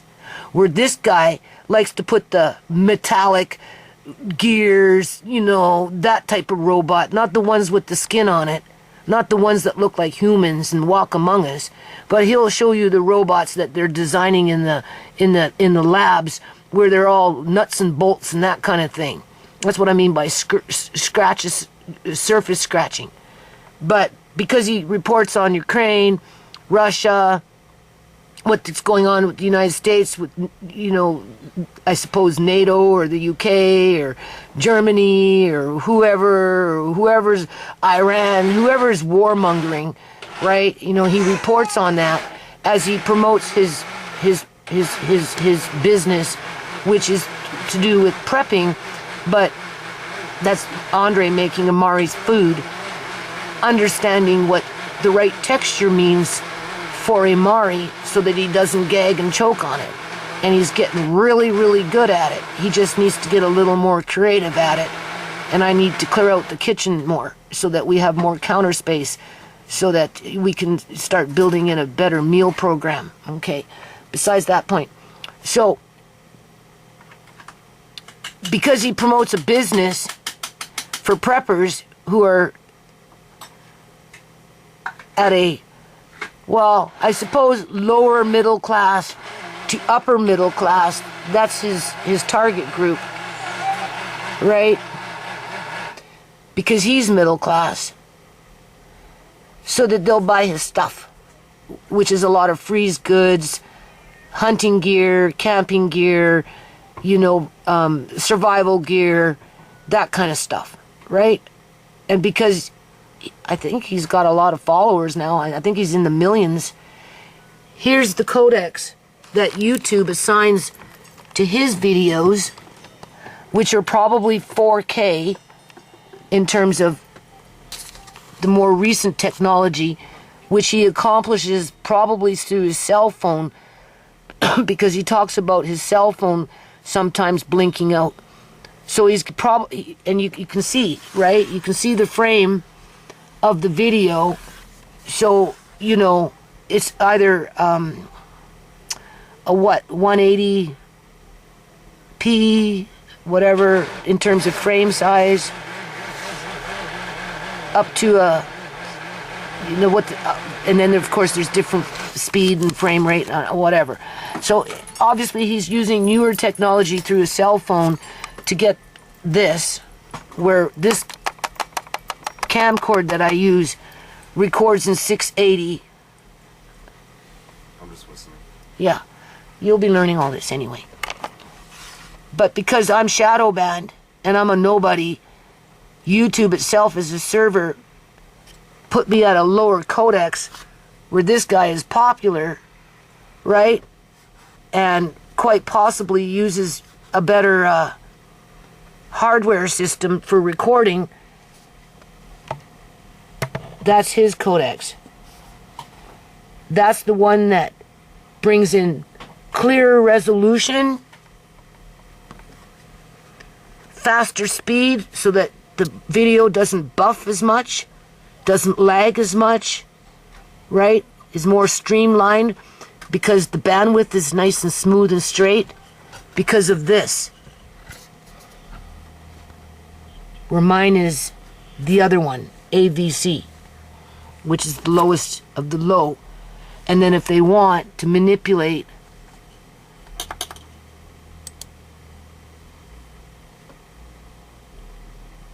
Well, it seems nice. And it tastes good. It's banana. He'll love it. See, Andre's getting real good at that.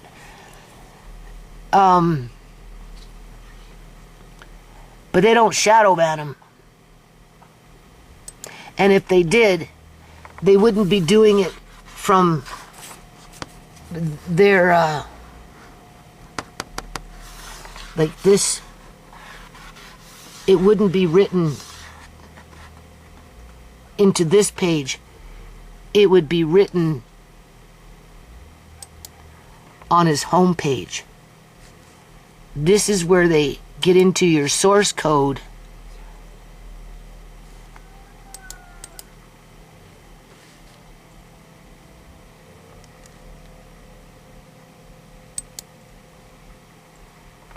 and if they want to shadow ban you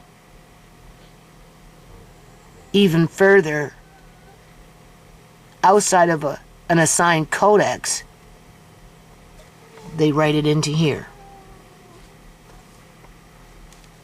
And this crap, oh, I know it looks like at the end of the page, but no. It goes on forever. If I was to copy and paste this, I can't do it on this here. If I was to copy and paste this whole, no, here we go. Do you see? Do you see what's going on?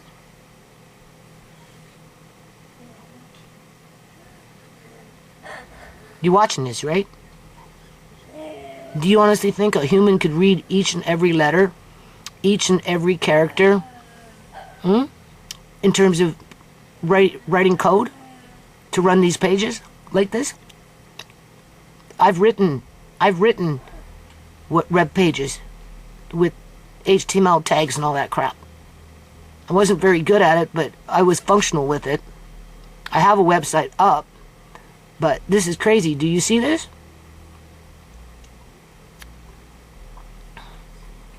Some of this is being run by computer. So it would be extremely hard for a hacker to come in and hack it. That's, really, you right?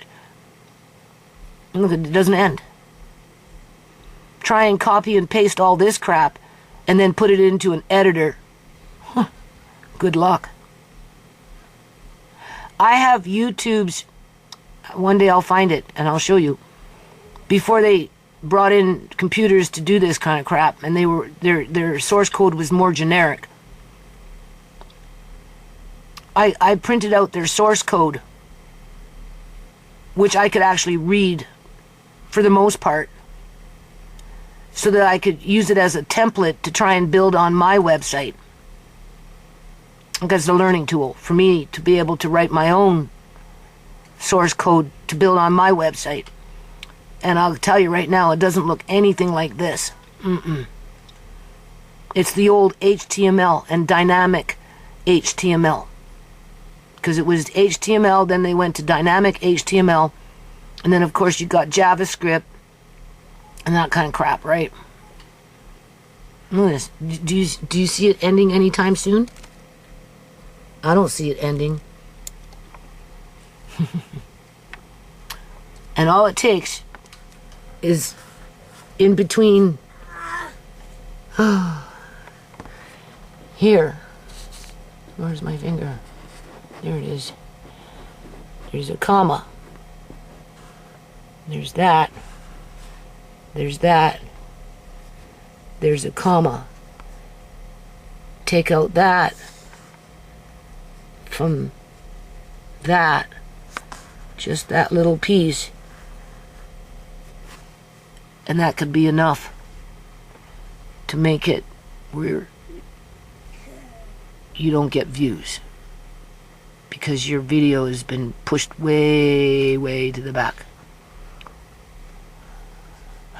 Or it will take away comments randomly, like I just showed you with your comments.